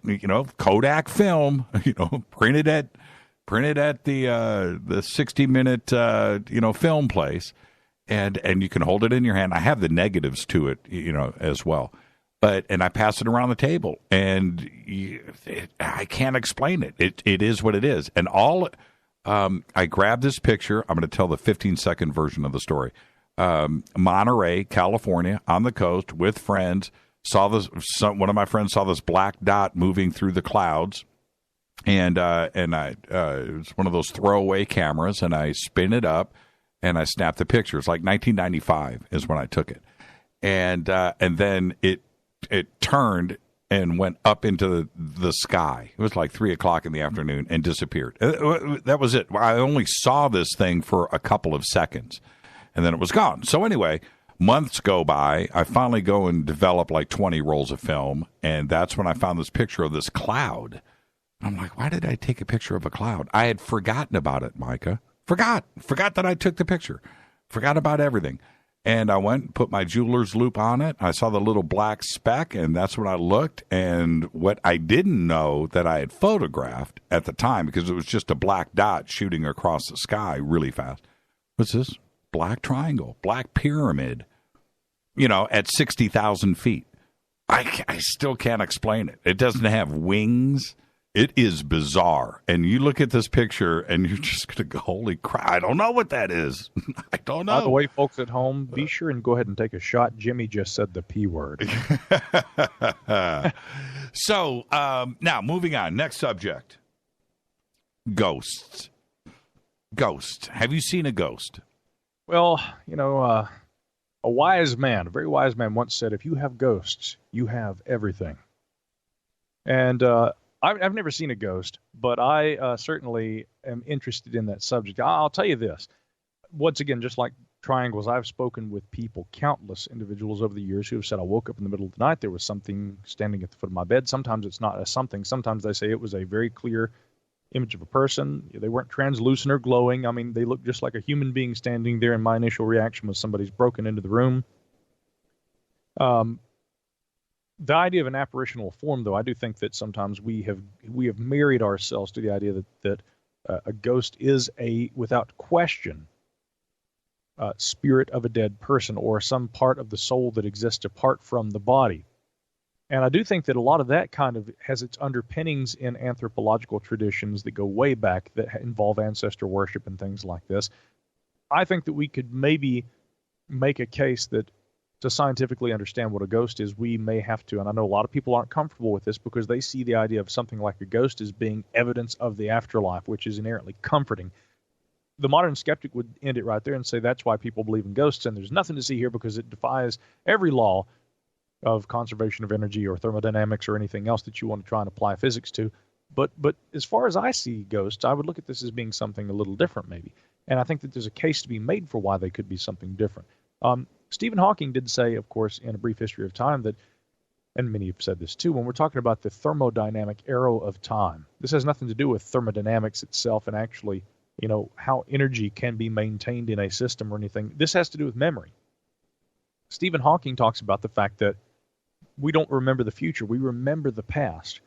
And we remember the past due to the way in which, and the way our minds work seems to be in accordance with the same direction in which entropy increases. And I really recommend that people read that, but get the full book. Don't get the new, A Briefer History of Time, because they omit that entire chapter, and I was madder than hell when I figured that out, although I have all those books, But the original A Brief History of Time has that great chapter called the Thermodynamic Arrow of Time. Read that. And it's interesting to me that with the way that memory works in conjunction with the order in which entropy increases, and we remember the past, but thereby because of entropy, we don't remember the future, there are a lot of weird extrapolations we might make, but I would just say this. Just like memories are something that we relate to past experiences and not future experiences, with the exception of hypothetical, precognition and things like that, which there's some very interesting data about as well. Ghosts seem to be representative of a past construct of physicality as well. So I've wondered if ghosts are in some way kind of related to memory, or if ghosts, whatever they may be, also must behave in accordance with the direction in which entropy increases in terms of thermodynamics. Now, again, modern physicists would say that, the idea of a physical form manifesting, it is in contrast to the second law of thermodynamics, but I would maintain that whatever this phenomena is, if it's not, it may not even be a physical manifestation with an actual energy present that would cause the physicist to doubt what a ghost is. We don't know what this is, but I think that we have to unmarry ourselves from these preconceptions, which, of course, science shoots down very quickly and which theologians aren't comfortable with. All I know is that a ghost seems to behave in the same way that memory behaves in relation to thermodynamics, and I would like to put that forth and maybe advise people don't be so married to the idea of some energetic manifestation, because that really does seem to contrast with what we know about physics and the way that the laws of the universe behave. And then there are researchers out there that are going to say that ghosts and those types of apparitions are, electrical. It's a creation of your own mind, and you are manifesting all of this yourself. You are self-generating this, and you're causing it to occur. Well, that could be, but that to me would be as fascinating as the idea of a physical manifestation. Well, and then, okay, so then all of that is fine, but how do we explain the ones that are cited when they are unintentional, right? You're walking down the road, you're walking past a house, you're driving, and you look over and you see something in a window, or you see something walking under a tree that isn't there, and it could be whatever, but you are not calling this, or you're not thinking about it. You're listening to news radio, right? And it's an unintentional sighting, and it's just there. Is that a ghost, and are we creating that? Well, it's difficult to say because, again, we have a lot of anecdotal evidence, and we don't have any way really to gauge all the different ways that a person might be misled to think that they were seeing something that wasn't there when, in fact, there very well may have just been a person walking down the street. I'll say this, of equal interest to me, to the idea of some representation of some element of the past being perceived by a person in the present day. The idea of bilocation is something I've begun to really look into in relation to ghosts, because I thought if this is not something that is representative of a spirit of a dead person, then are there instances where somebody sees, for instance, a friend in one location, but it turns out they couldn't have been there at the same time because they were someplace else? And once again, the best we have to deal with is anecdotal evidence, which really doesn't, I mean, hey, it often stands up in a court of law, but it doesn't meet the rigors of, for instance, a physicist or a chemist or what a biologist would require in order to be able to substantiate as fact. So again, anecdotal evidence, being what it is, it's scientifically unreliable, whether or not it can send a person to prison in a court of law. But I nonetheless have found anecdotal reports where people say that they've seen a person in a place where they shouldn't have been. And again, sometimes I wonder, is there some sort of a weird space-time trickery, and is that a mental phenomena? Some people talk about time slips. Who knows, Jimmy? I really don't know. But I mean, I think that if we want to really get to the bottom of whether there is a phenomena, rather than discounting it entirely, we should at least look and at least consider the anecdotal evidence, and we should try to think differently about it, try to wrap our heads around it in a different way from that which we have done, because obviously doing so in the previous way hasn't really gotten us anywhere, has it? I mean, we're still dealing with the same problems and asking the same questions. Maybe solving the problem requires a new way of thinking about it. Remember, Einstein used to say, it's not necessarily that I'm smarter than anybody else. It's just that I stick with the problems longer. Yeah, right. Okay. The other big story of 2016, the Mandela effect. What's going on? Okay. By Mandela effect, now remind me again. I think I know what you mean, but this is essentially the idea that that like history can rewrite itself based on here. Give me your breakdown of it really quick. Things are not how we remember them. Like the Berenstain Bears thing, right? Yes. Yeah. Stuff like that. I mean, I wonder about that sometimes. The best example I can think of this is, for instance, the famous idea of this Thunderbird photo. Right. The naturalist Ivan Sanderson swore up and down that he had an actual physical copy of the Thunderbird photo and that he loaned it to a pair of researchers and that they lost the thing. Right. And it supposedly appeared in the Tombstone epitaph, but we go back and we probe the archives and find no evidence there. People have said for years that they thought it appeared in Life or Argosy magazine or maybe in Grit or one of these old, right? But nobody can find an episode or an issue rather of those magazines where this thing appeared. So, as far as the Mandela effect, I think that really, I don't like it when, in terms of psychology, people try to say that deja vu is what we call hindsight bias, in which you just think that you have remembered something before it happened. I think there's some instances where deja vu actually is, or whether you may call it that, or synchronicity, or just outright precognition. I think I've had this happen myself, where I will think something or I will see something. For instance, real quick example. I know we're kind of short on time here, but right. I'm driving down the road. I'm listening to an interview between William F. Buckley and Christopher Hitchens. I'm trying to remember where Christopher Hitchens went to school, and I look up thinking it's Oxford, and there is a sign on the roadway that says Oxford, a town. Curiously, perhaps precariously named Oxford, right in my field of view as I look up thinking the word Oxford. What the hell is that all about? Now, that's a trip. Yeah. That's a tough one to explain. I mean, of all the words, right? Yeah. See, this Mandela effect, I could see the Mandela thing being maybe actual hindsight bias, but when you have that kind of it's all happening within that moment, whether it's this 11:11 time prompt thing that people talk about. Right. Everyone says it's just your brain just doing that.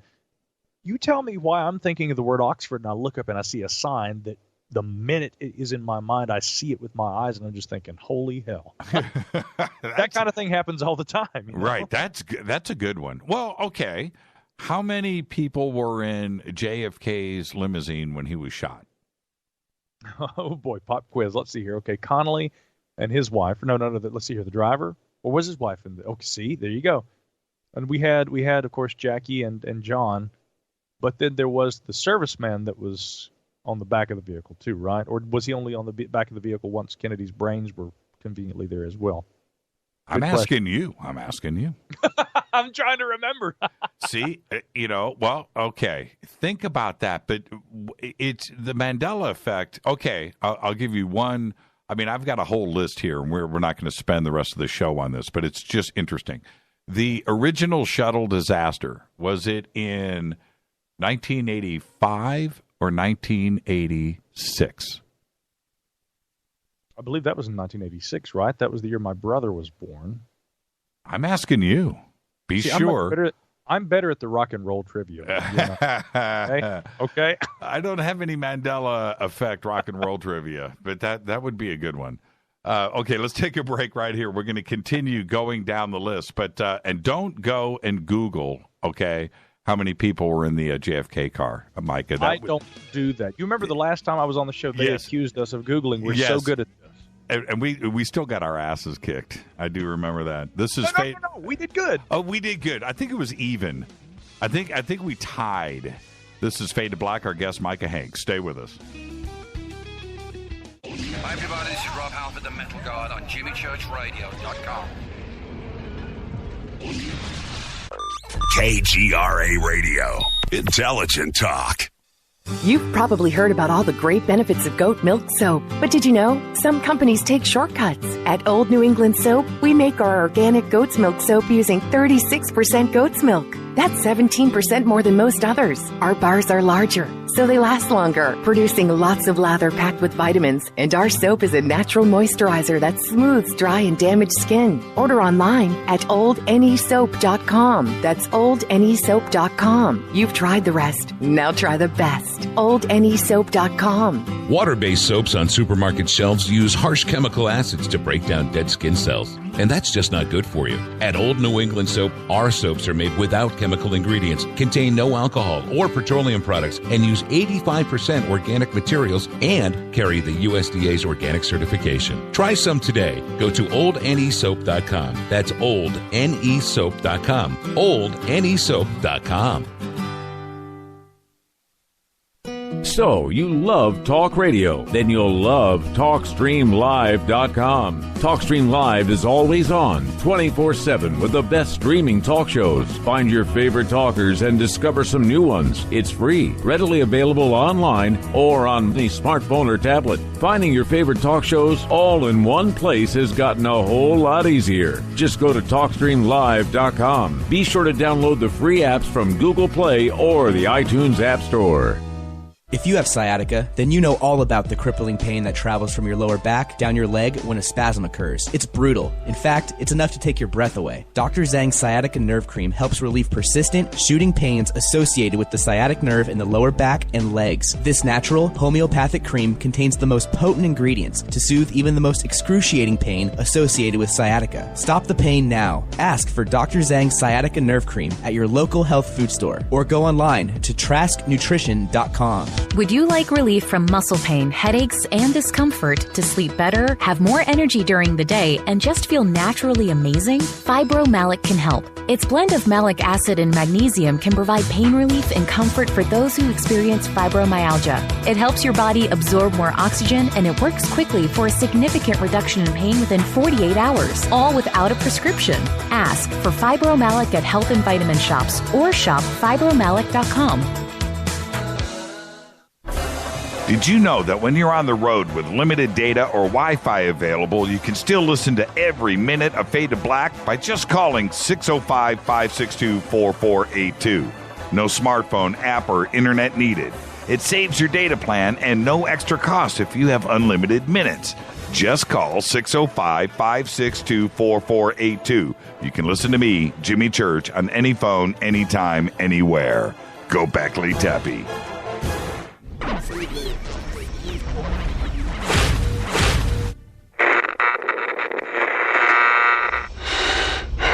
You want to know a secret? I love ponies. I really love ponies. I'm serious. I couldn't stay sane without ponies to brush. Why Fade to Black? Because you never got that pony. Damn it. This is Fade to Black with Jimmy Church on the Game Changer Radio Network. and KGRA, the Global Radio Alliance.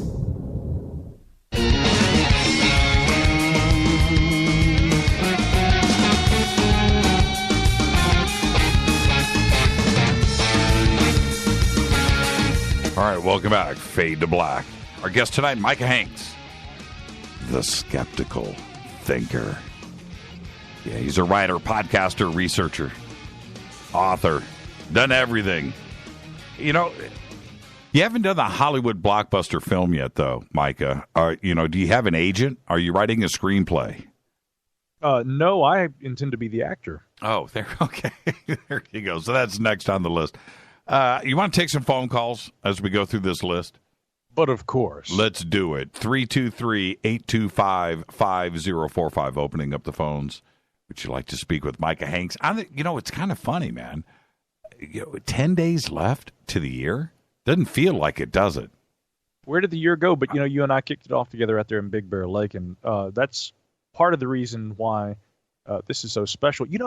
And even before that, yeah, you're right. I came on Coast with you, which would have been my third or fourth appearance on that show. But you were the host, and I was like, you know what? I'm loving this.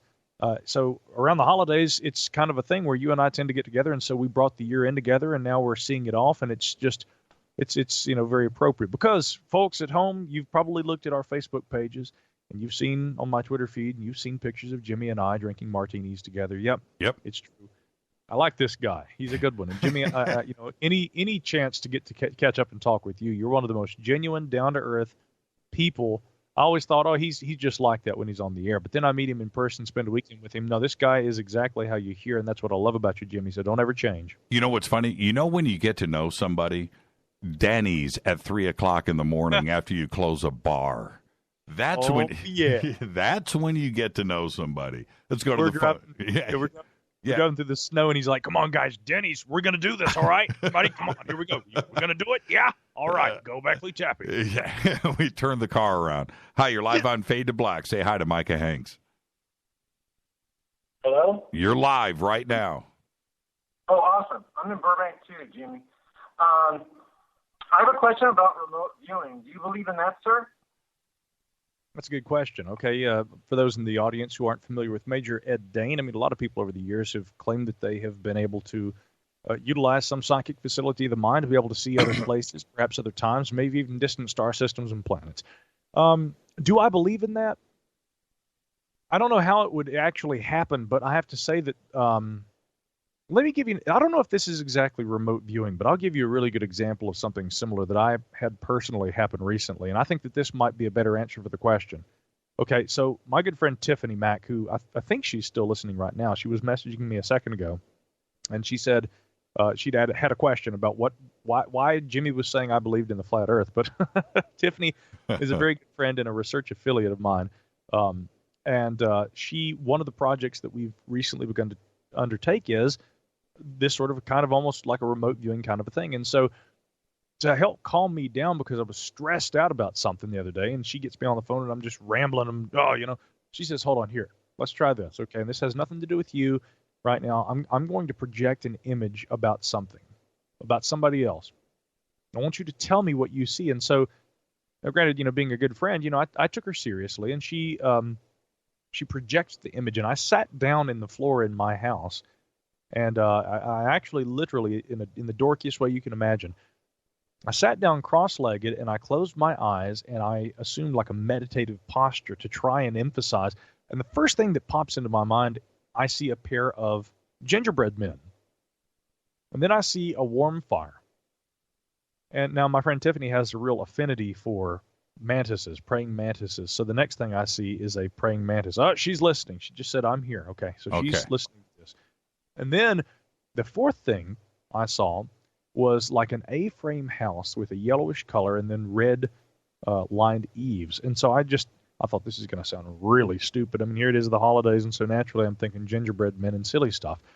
So I tell her exactly in that same order, here's the things that I saw, and she goes, well, I can't say what she actually said. And then she immediately calls me, and she says, okay, so I'm here at home with my little daughter, and what I was projecting to you was what she just asked me. She said, Mom, can I have a piece of the broken gingerbread house? And so she FaceTime videos, and she and the kids and her husband were the night before making gingerbread houses, okay? And she shows me the 2 gingerbread houses that her little girls had made, and then she shows me the broken gingerbread house, and she says, this is what she asked me for, was for a piece from this broken gingerbread house. So I'm thinking, what? So the images that come to mind, and that's what she was projecting, was her little daughter asking, can I have a piece of the broken gingerbread house? And I'm thinking, I see 2 gingerbread men, a fireplace, the mantis, which had nothing to do with any of this, and I even excluded that one in my mind at that moment. I said, I know this has nothing to do with it. And then the house. And furthermore, she shows me the gingerbread house that belongs to the youngest daughter in question, who had asked, okay, her gingerbread house was sitting on the mantle above the fireplace, okay? So it was quite interesting that those would be the images that came to mind for me. Well, at least, she didn't say the broken gingerbread house that was taken down by praying mantises. Now, that would have been messed up. Hey, caller, what's your name? It's Joe. Yeah, But Joe. Can I tell you something really fast? I'll be brief. I will make that deal with you if you take yourself off of speakerphone. Oh, okay, no problem. I just thought it would be better than the little Take microphone. yourself off the speakerphone. I'm off now, sir. I'm sorry Okay, about that. there you go. Okay. Okay, yeah, I've been into this kind of thing for a while, so I decided to try it. I had never been to Pittsburgh. I was going to a wedding. And so what I did is I sat and I got meditative music, and I went deep down into trance, which I was used to doing anyway in meditation. And I started to see a really odd-looking entrance into this church. It looked nothing like a church that I had ever seen. Usually there's tall ceilings, doors, big doors and whatnot. It looked nothing like a church. It had low ceilings, and my mind's eye moved up and to the right and then inward, and then I saw the back wall with the cutout where the crucifix would be. It made absolutely no sense to me. When I looked on Google after my session that I tried to do, on my own, I noticed this church was different. I looked on the wedding invitation. It said St. Patrick's Church in Pittsburgh. It was a different kind of church because it was to replicate something in the Vatican where there was a low ceiling because there were these steps that only the chaste priest could take up, as well as the bride. So it was low ceilings, a weird walkway up, and so I thought, wow, I kind of did this. But the weirdest thing was when I went to the wedding about a month and a half later, and we walked in the church, I saw the low ceilings and I saw the steps, but because only the chaste and only the bride, the white wedding, the bride could go up, everybody else had to walk up these stairs up the side and toward the back, which was what my mind's eye did when I remote viewed. And this just went on Google or anything then after the fact to sort of corroborate what I thought, remote viewed. It wasn't until I was sitting there in the summer, later on in the wedding, and I told my wife, I said, this is the trippiest thing that this remote viewing worked. And I said, and I almost attribute it to more time travel because it's almost like my brain knew what I was going to do a month and a half later and did it for me sitting in my room listening to the meditative music. It was a trip, guys. Yeah, there you go. Thank you, Joe, for the phone call. What do you think about that, Micah? It's very interesting. And I agree with Joe. I have a hard time kind of delineating and differentiating between the synchronistic experience, or what someone would call precognition, or remote viewing, or telepathy or something. And then again, with the case of my friend Tiffany, she refers to herself as a pusher. She says that I can have an image in my mind, and actually, I won't go into it right now, but I mean, with her, I've had that happen a few other times. Where she'll be thinking of something and the image springs to my mind and I'll say something and she'll be like, yeah, I was just thinking that. Or she'll say it and I'll think, wow, that was just what I was thinking about. And I've had a few other friends over time that I've experienced that with as well. And so I wouldn't consider myself quote unquote psychic by any means. And I certainly am skeptical enough of, well, okay, where I think there's a good case for skepticism, people who go out and they do the cold readings, or they have television shows and they can read everybody's past and tell them exactly what they need to do in the future to make their lives happy and to make their, family feel good and all this stuff. I mean, maybe some people really do have that gift, but I'm immediately skeptical of people who are out there, and they have TV shows and they're filling conference centers, that kind of stuff. that's where my skepticism kicks in. But I mean, this everyday experience where people just have weird things that are beyond coincidence that really are difficult to explain. Yeah, I mean, you hear about it all the time, and I don't rule out that possibility that there is some function of the mind and maybe the way that it relates to space and time that does allow for these kind of things to happen. I know I've had similar experiences, Joe, and I just told you one. So yeah, it's very interesting. Bigfoot. One of those guilty pleasures of mine, Jimmy. Yes. Bigfoot. Big feets. Big feet. So big feet are Micah's guilty pleasure. Some things you need to keep to yourself, but I'm talking about Sasquatch, Bigfoot, Yeti. Yeah. So for me, Bigfoot is one of my earliest childhood treasures, but not just, belief in Bigfoot. I mean, I was reading books by the time I was in kindergarten about this. Ivan Sanderson's book, Abominable Snowman Legend Come to Life, and Peter Byrne wrote a book called Bigfoot, Man, Myth, or Monster. There were other books, too. But I was utterly fascinated with this subject. And I would consider myself as a person who had been a Bigfoot believer for the longest time. Now, I am not a Bigfoot disbeliever, and I've said it very recently on my show, The Gralien Report, that I make no apologies for having an interest in Bigfoot. But here's where things kind of change.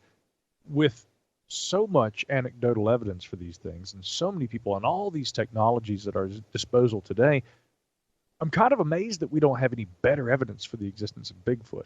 Now, what this has caused some of my colleagues, including Nick Redfern and others, to kind of speculate about is, and he has outright said, Nick will tell you, Bigfoot and a lot of crypto kind of reports like this are absurd. People claim they see these things in extremely populated areas. There's not a shred of evidence for anything physical. And yet the reports continue. And so he said that, cryptozoology is absurd, but he said, I'm not trying to decry or take away from the subject or what people claim they've seen. He said, what we have to, question is this phenomenon what it appears to be? And so I actually would agree with him, and maybe a little differently from where he's kind of coming from with this, but I've wondered, is Bigfoot something that is literally a physical creature out there someplace? Or is this something else that we can't fully understand because of the way that maybe it is some element? I mean, it's been proposed in the past. Could Bigfoot be a remembrance of our cultural heritage or some ancient aspect of ourselves? Could Bigfoot be some sort of an archetype? I tend to lean toward the idea that if there is something, that it is something physical. Well, what changed your mind? Because you definitely said the word "but," like there was something that happened. What changed your mind? I would say that maybe, for instance, I always looked at like the Holy Grail as being the Patterson-Gimlin film, right? Of course, I still do.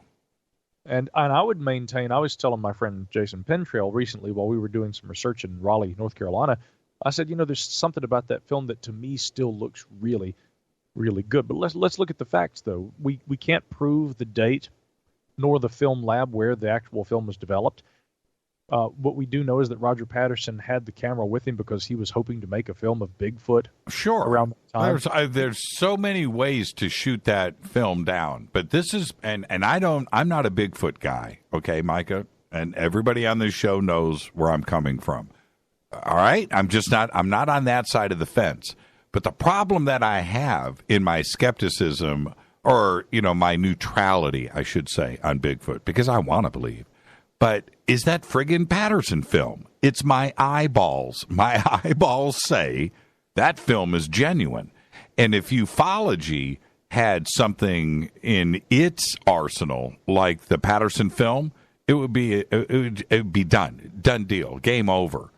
And that's my problem with Bigfoot, man. I don't know what to think, but then I go look at that Patterson film, and my eyeballs say that is not hoax, that is the genuine article. So I'm perplexed. It's a paradox, and I'm stuck. Well, I for a while had begun to really kind of endorse the ideas that primatologist John Napier had begun to espouse a few years ago. He was a primatologist originally from Britain, but he worked with the Smithsonian back during the 1960s and 70s, and he wrote a very great book, in my opinion, short but really good book called or it was actually just called Bigfoot. But Napier had said, first of all, we have the pendulous, breasts. This is why we call her Patty. I mean, it's obviously a girl, and yet she has this sagittal crest, this peak, this conical kind of a shape to the skull. We see that with, for instance, mountain gorillas and a lot of the larger ape species, but the thing is that is something that only appears on the male members of the sex, okay, or of the species, I'm sorry. And so the fact that Patty has both what appear to be distinctly male and female characteristics seems to not jive in the mind of primatologists. But then it was pointed out by my good pal Sam Sheeran, Mr. Sam as he's known, and he was actually citing anthropologist, the late Grover Krantz. Krantz had said that, here's the thing, that's not necessarily a sex characteristic, it is a size characteristic, because what's happening here is that the sagittal crest is present in these larger apes so that the musculature can have something to be attached to for the powerful jaws that are requisite for an animal that large. So he said, in theory, and this was, again, an anthropologist saying this, although granted also a strong proponent of Bigfoot, Grover Krantz, he said, this could have been something that was a size characteristic, and being as large as she was, Patty could have been very well a female, but also had a rather subdued sagittal crest due to her physical structure. And furthermore, you take into consideration the fact that the head is placed, atop the shoulders rather than kind of jutting forward like most of the greater ape species, the mountain gorillas and other varieties of primates. And, he says we're looking at something that's distinctly different from known primate species in the wild. So, we have to take into consideration that this is an evolved form that is unlike something that we're used to seeing. So, again, at the end of the day, all I can tell you is what I know, what the primatologists and the anthropologists say. They've gone back and forth. But then you look at the video. And I will admit that, this is not me saying, by the way, all the hardened skeptics out there waiting to find something that they can bait Micah Hanks with and then blog about tomorrow, which they do. This is not me saying I therefore believe the video is legitimate. I'm neutral like you, Jimmy, but I recognize that the video has not succeeded in proving Bigfoot, and therefore I think we need better evidence. Let's move on. But I'll say that on an intuitive level, the thing in the footage to me looks far too good, and you can say that it's fake all you want to, but has there been anything in the decades since that has been comparable in appearance to that footage? I would maintain no, there has not been. No. Stanley Kubrick couldn't pull it off, right? The best of Hollywood that we had. Look at Planet of the Apes, right? Or you look at Stanley Kubrick, who was the most pickiest director ever in the history of cinema, right? Perfection. And made all of those actors go through for those ape scenes in the beginning of the movie, practice and rehearse and casting, and so because he wanted that to be spot on. And we look at that, as great as Stanley is, it's just people in ape suits. We know this. And you look at, and then we have the possibility that a couple of doofuses, Bob Gimlin, out with no budget, no nothing, can pull off that when Kubrick couldn't. That's where I start to draw the line where it doesn't look fake to me like Kubrick does, or like Planet of the Apes did, or anything else that has ever been done since. Like you just said, we know when somebody is in a monkey suit. Let me just point out further, Jimmy, because it's important that we make this distinction here.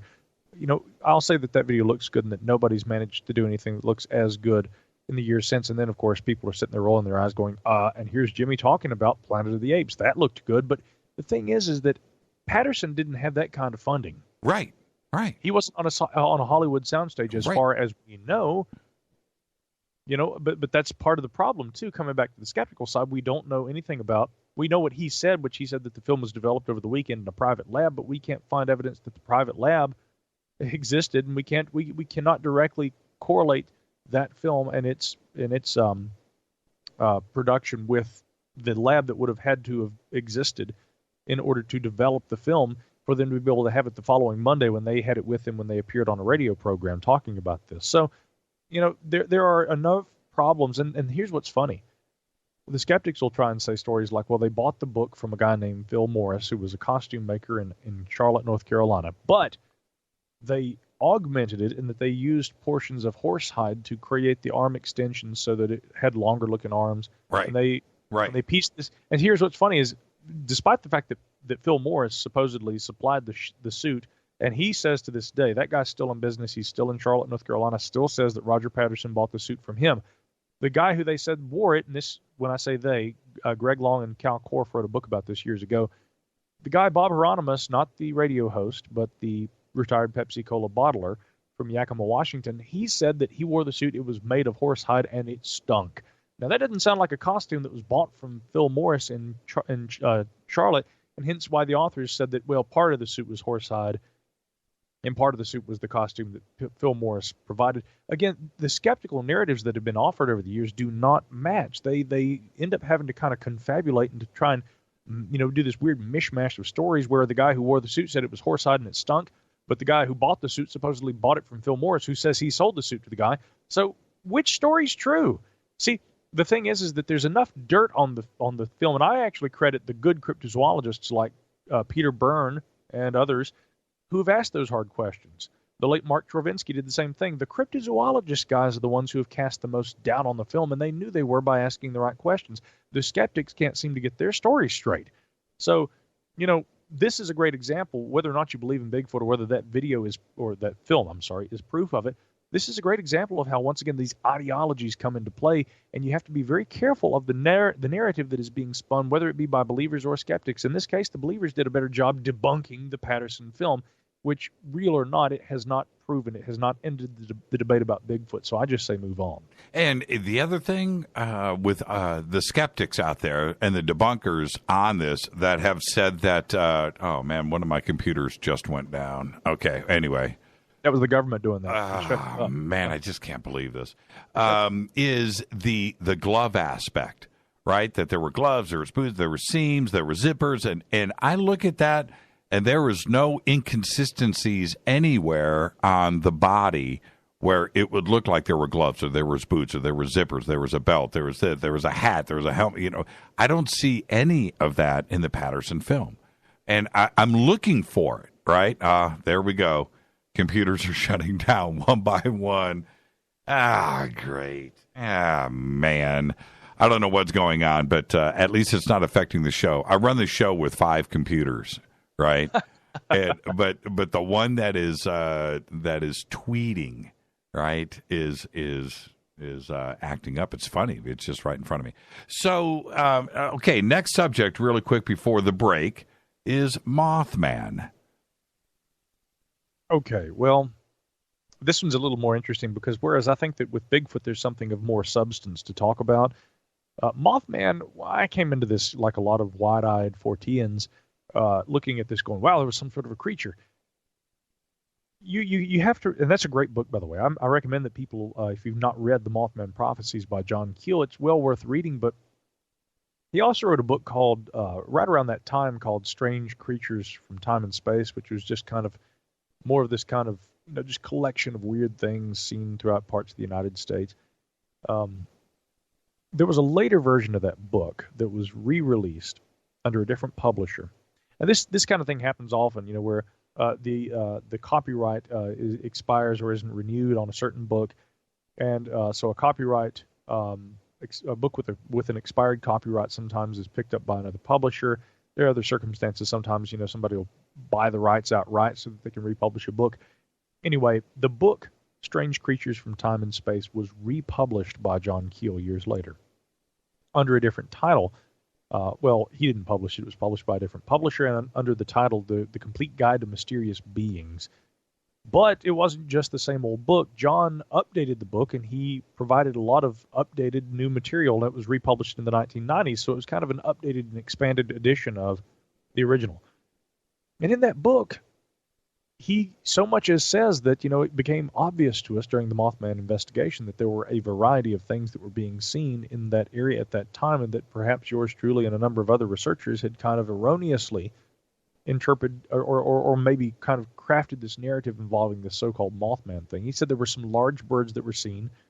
There were a couple of children, and there was also a family that reported these. And then there was the famous story of the guy who had been driving, I think, some sort of a commercial vehicle, and had seen something that was very large, and winged flying next to his truck, but it could have been a sandhill crane. He said that then we also had what Keel rather humorously called an abominable swamp slob, but this was kind of a funny colloquial name that he used for Bigfoot. He said that there were reports of these hairy hominids or hairy humanoids that were being seen around West Virginia and Ohio at that time. And so he said that I think that there were a variety of weird things happening around Point Pleasant. You got to keep in mind, he didn't go there to investigate this so-called Mothman creature. He went there because there was a UFO flap happening. Right. In West. Yeah. And if you read the book, that's what he'll tell you. We also know that some of these so-called visitors, this Apole character, Indrid Cold, and some of these, they turned out to be hoaxes. But Keel, that's the important thing, is that people will cite Mothman prophecies like it's gospel. You got to go back and read other things that he wrote, and he later didn't completely say that the whole Mothman thing was just, bogus, but he did say that, listen, there was more going on, and I think that we have to look at those separate phenomena rather than try and tie it all together, kind of like I did at that point. He said it was obvious that some of these reports sounded like a Bigfoot kind of thing, some of these reports sounded like a large bird, some of these things had nothing to do with anything, and some were later proven to be hoaxes. So as far as Mothman goes, I think it's a great example of how when you have a variety of conflicting reports and stories and things, I mean, we as humans, we have a tendency, this is how we differentiate between various phenomena and various things. We collect and we categorize, and we draw little lines and say, okay, this belongs here and this belongs here. With Mothman, in a way, we were kind of doing that, but we were also kind of, saying that it all must be connected. And it all must have been some sort of a harbinger leading up to the collapse of the Silver Bridge, which seemed to have had the effect of making the entire thing so memorable. Because, this was one of the greatest infrastructure failures in the history of the United States. A lot of lives lost. Yeah, it's one of those stories, and it's some of the independent experiences that were independent of each other, that were all making the same claims, and that's the part. And John, part of it is John is a really good writer, right? And it was a good tale. How do I want to say? It had all the elements to write a really, really cool story that would scare the crap out of you. But it was all based on fact. And then you tie in the bridge, and there you go, man. I don't know. I think that there is something there. Our guest tonight, Micah Hanks. Micah, stay right there so we can finish the list. I'm going to hold you over for overtime for about 10 more minutes. And I want to thank you. And before we get there, Merry Christmas. More with Micah Hanks right after this short break. Stay with us. Hey, what up, y'all? It's your girl Vivica Fox here, and you are listening to my boy, Jimmy Church, on JimmyChurchRadio.com. Despite popular opinion, reading a book will not make you smarter. But listening to Jimmy Church will. Balance of Nature's fruits and veggies. I had gout in both my knees, and it's gone. Well, I'm pretty stupid. I should have ordered it 15 years ago. Best thing I ever got in my... It's the most effective product that I've ever bought in my life. He had eczema on his hand, and it cracked for years. Mm-hmm. He did anything from doctor, every cream, everything. And 3 months on the veggies and fruit, it was gone. They're just awesome. They keep asking me, what am I doing? I told them what I did with my cholesterol. I had the blood test, right? And it went down 100 points. 262, now it's 162. Everything is just perfect. Call now to find out how to get your free month's supply of Balance of Nature. Call 800-2468-751. That's 800-2468-751. Call now, 800-2468-751. Or go online to balanceofnature.com. Use promo code TSL. Would odors, mold, and mildew describe your basement or crawl space? It doesn't have to be that way. Transform them into a fresh, healthy, usable one with the technologically advanced Wave Moisture Control Units. The computerized operation maximizes moisture control and also expels harmful radon, combustion gases, and numerous other pollutants. Dehumidifiers are old technology that do nothing for air quality and waste energy. Wave units are intelligent, self-monitoring, do not need maintenance, and will save you hundreds in electricity. Wave units are still running effectively effectively over 15 years. They've been tested and installed in public and military housing and by property managers nationwide. Buy a unit now, and if your home is not fresher and drier, you can return it for a full refund for up to 12 months. What have you got to lose? Call now. 1-888-618-WAVE. 1-888-618-WAVE. Or visit mydryhome.com. That's mydryhome.com. Wave Home Solutions for a healthy, comfortable home. What's up, Fadernauts? Studio Dome loves Fade to Black and the F2B audience so much that they have put together the ultimate stereo Bluetooth system. They've done it just for you. Man, check this out. The Studio Dome SBB2 stereo system is here. It's featuring 2 Studio Boombox 2 SBB2 wireless Bluetooth speakers, packed in its own custom hardshell case. This Studio Dome system features the very latest in stereo Bluetooth technology. The 2 full-range boomboxes are in true wireless stereo. You've got to hear this. It's amazing. It's just $129, and use the promo code JCRTWS, and you'll also get free shipping. It's simple. Just go to jimmychurchradio.com, click on the Studio Dome banner. Go Beckley Teppy. Erica, Brittany, Gabby, and you're listening to JimmyChurchRadio.com. It's not a lifestyle we chose. We were born this way. KGRAradio.com.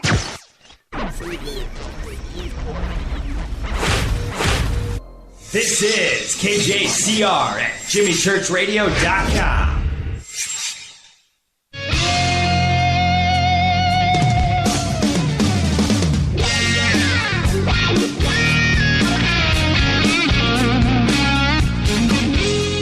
Welcome back.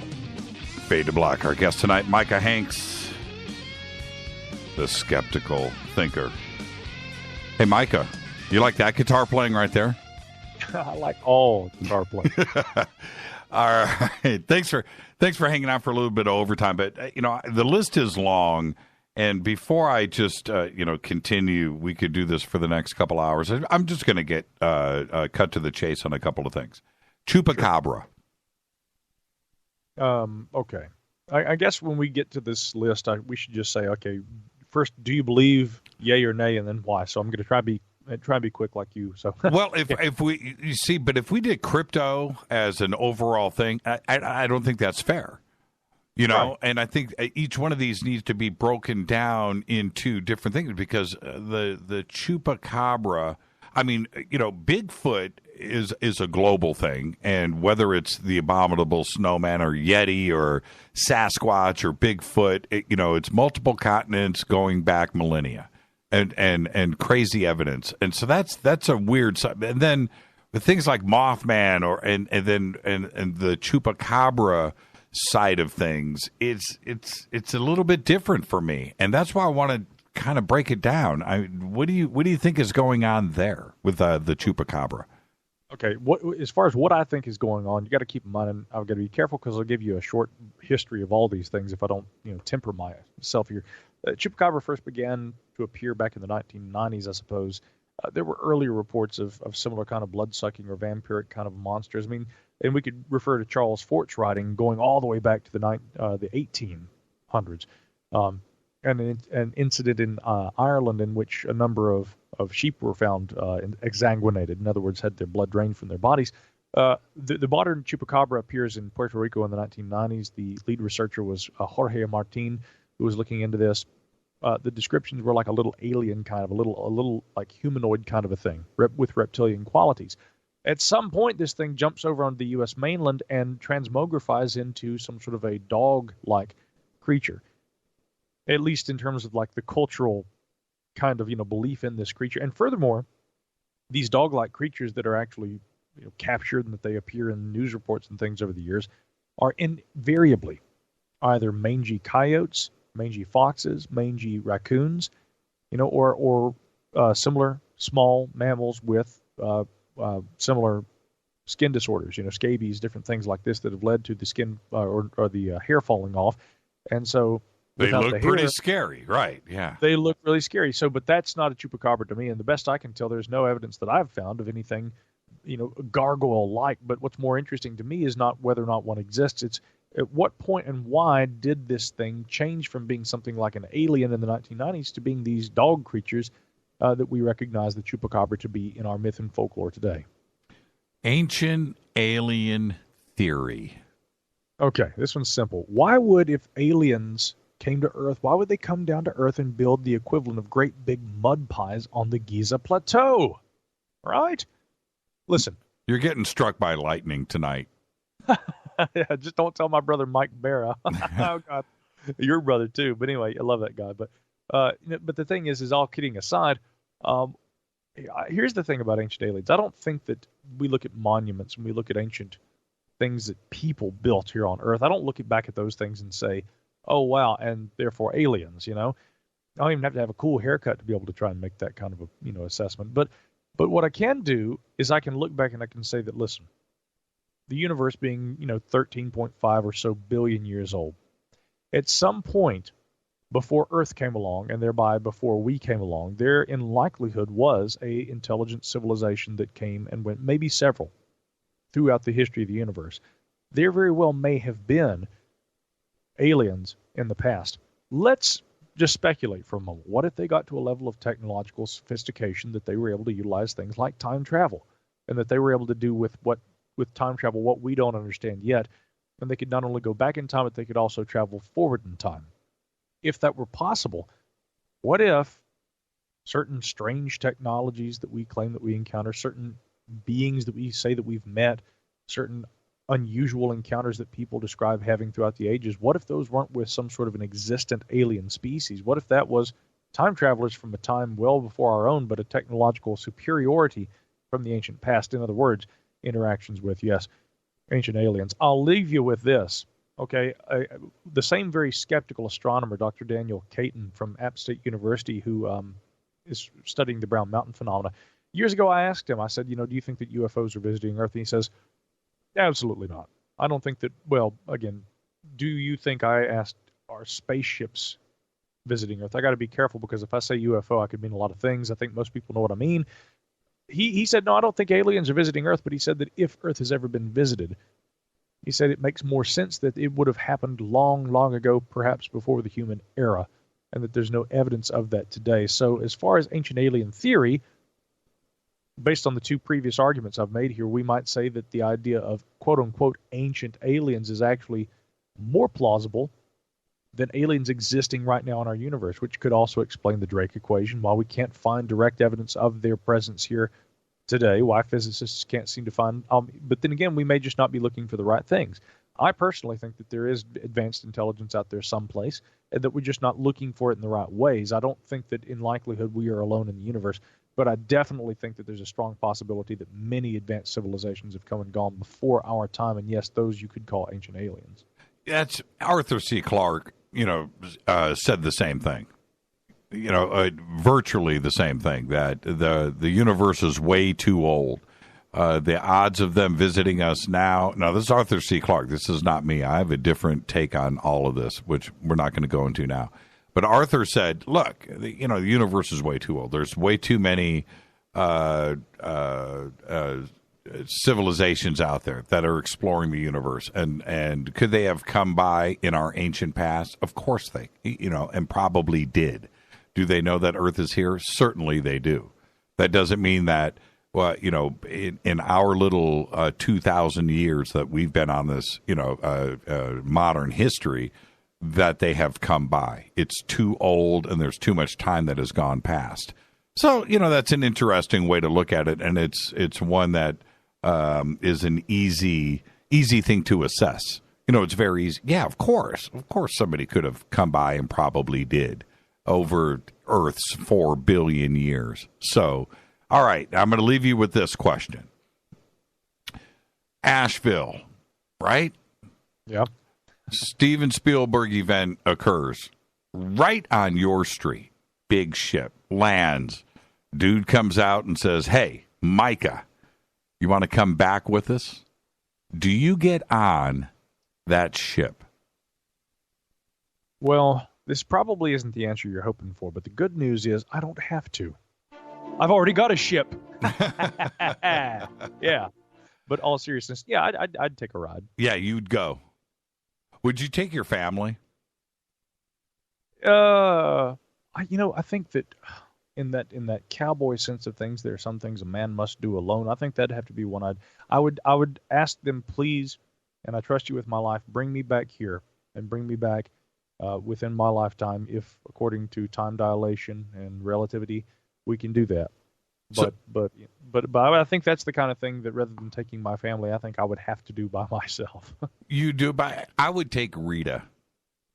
I would take a wonderful wife, by the way, though. Yeah. So if I had a wonderful wife, yeah, I'd bring her along. But I don't have a wonderful wife like Rita. So you take your guitar then? Well, the doctor always travels with his paraphernalia. Yeah, right. Guitars, sonic screwdrivers, long coats, bow ties, long scarves, for that matter. Yeah, I'd take all that kind of stuff. I mean, dude, you got to have the right kind of apparel for all seasons, yo. Yeah, right. But you would go. You'd take the trip. I'd take the trip. Yeah, I would do it too. I really would, not knowing what the food would be like or anything like that. But yeah, Jimmy, I would take the trip if Rita would go. I would ask them to take you and Rita along with me. There you go. Yeah, there you go. Hey, Micah, thank you. A great show tonight, man. You're one of the very best, and thank you for that. And the next time you're on, I want you to supply me with the bumper music. All right?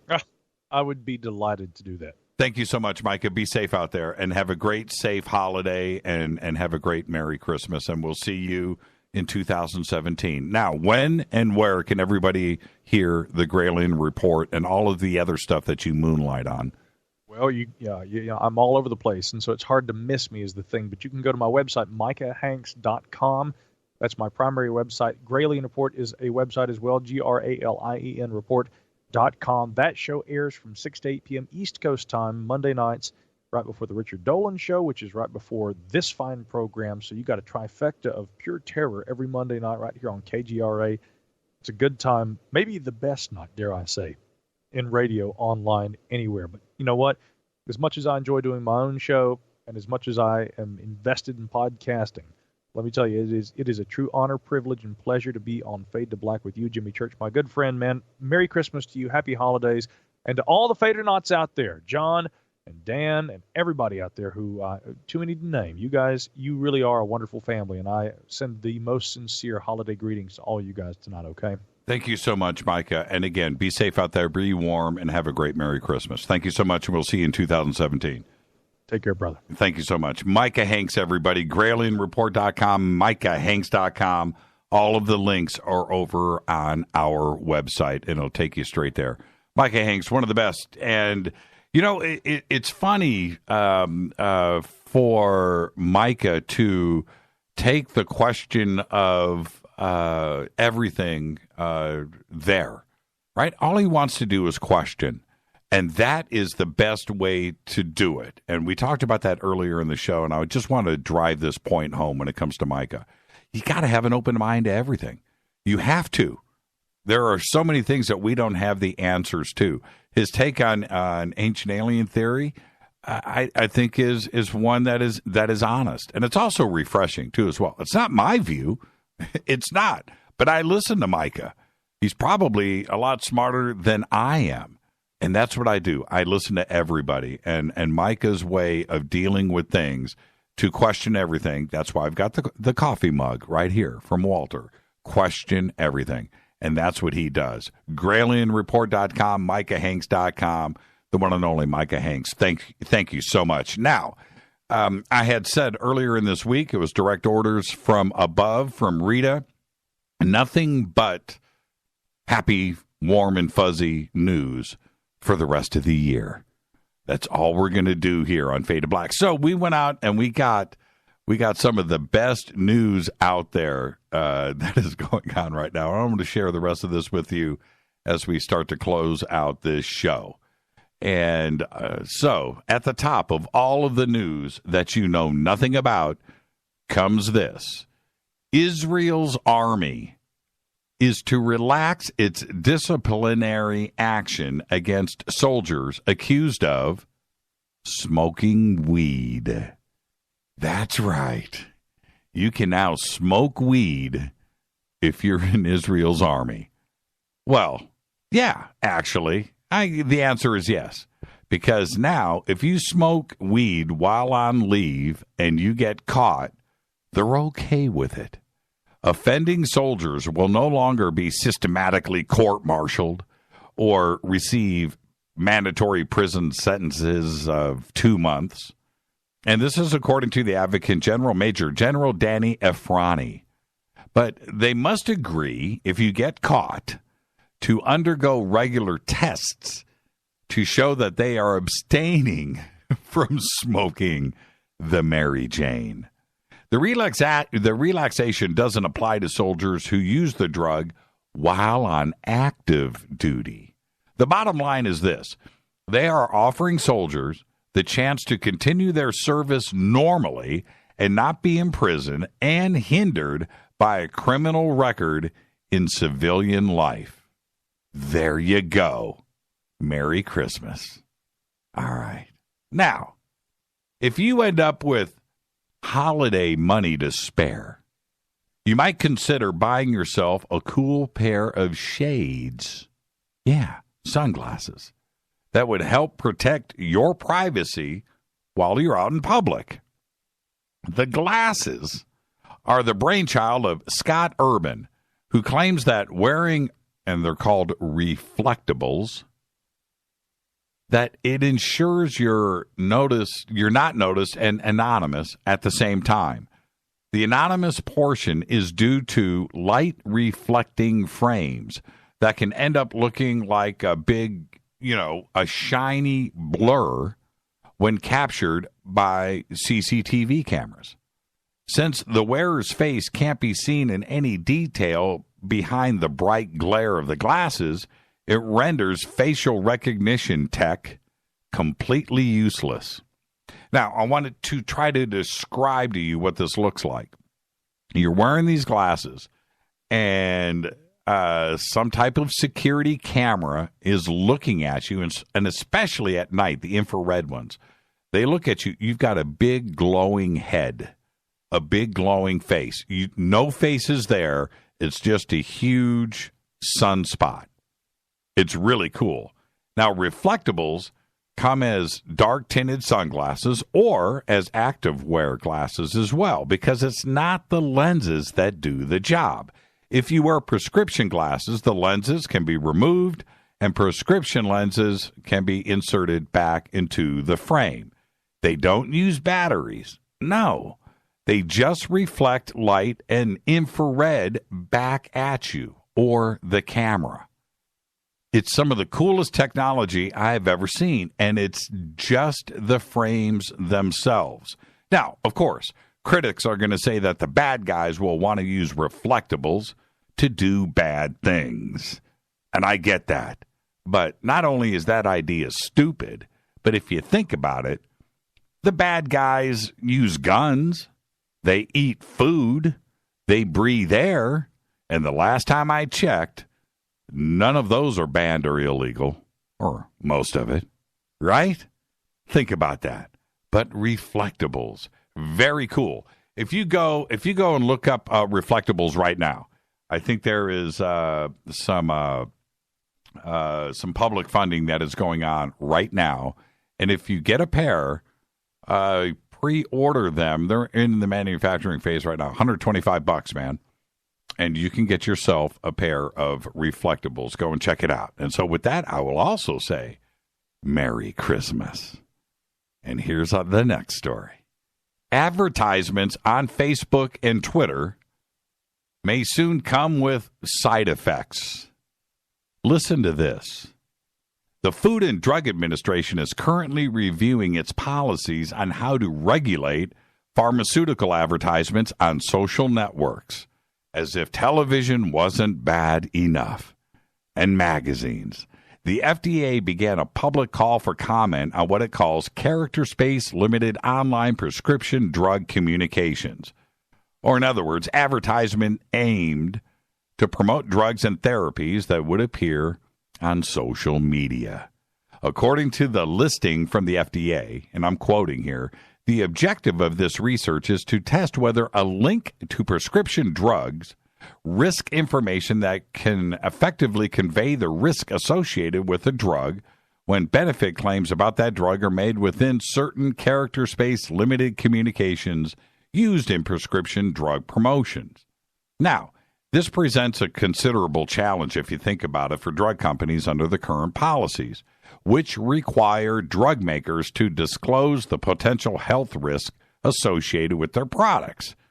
You know what I'm talking about. I talk about it all the time on the show. In traditional advertising, this is accomplished with all of those disclosures printed in small font in advertisements in media or at the end of a commercial, or you always hear the disclaimers, may cause death, may cause suicidal thoughts, and they have all of that breakdown.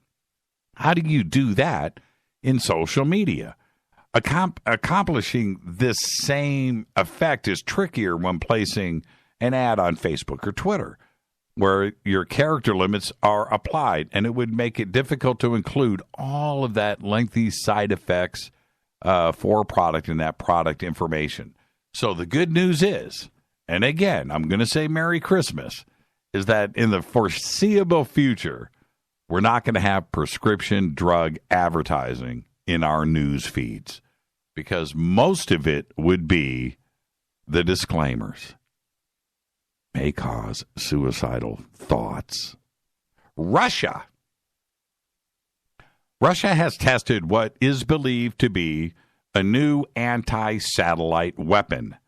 The U.S. tracked the weapon, and it could not create any debris. There was no debris seen, indicating that it did not destroy a target.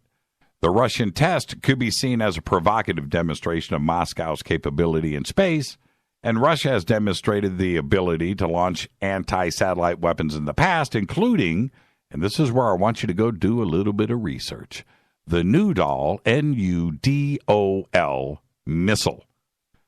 United States military officials have expressed concern about Russia's anti-satellite arsenal, as the U.S. has become increasingly dependent on satellites for both military and commercial uses. United States officials believe that Russia has also deployed what could be a kamikaze satellite. And here's my other Christmas gift to you. Known as the Cosmos 2499. KOSMOS 2499. Go do some research. These are designed to cozy up next to an American satellite and, if ordered, disable them. Cosmos 2499. Merry Christmas. All right, here we go. Going to keep this going. Got some good news. Kanye West fans won't get to see him perform in Europe anytime soon. Nope. And I know you're bummed. The rapper has canceled the European leg of his St. Pablo tour. The tour was set to include stops in Paris, the United Kingdom, and Germany. But wait, no dates have been set, and no tickets had gone on sale. So I ask you, how can it be canceled? How can you cancel a tour that there are no dates and no tickets? Well, I don't know, and I don't care. But it's a great gift to re-gift. And we thank you for that, Kanye. Merry Christmas. Now, talked about this earlier with Micah. Snow falls in the Sahara for the first time in 37 years. The Algerian town of Ain Sefra, deep in the dry, hot Sahara Desert, was hit by snowfall 2 days ago on December 19th. Yes, it's a fact. This isn't photoshopped. It's not some internet rumor like the famed Cairo, Giza, snow on the pyramids photograph that went around a few years ago. No, this is the first time snow has fallen in the region in 37 years. The original Giza photographs that went around on the net were not from Giza. That was from a Japanese amusement park where they had a Sphinx and a replica of the Great Pyramid in the background. And yes, it did snow. People took pictures of it and then put it around on the net that it had just snowed in Cairo. That was a hoax. This is real. So I'll say it.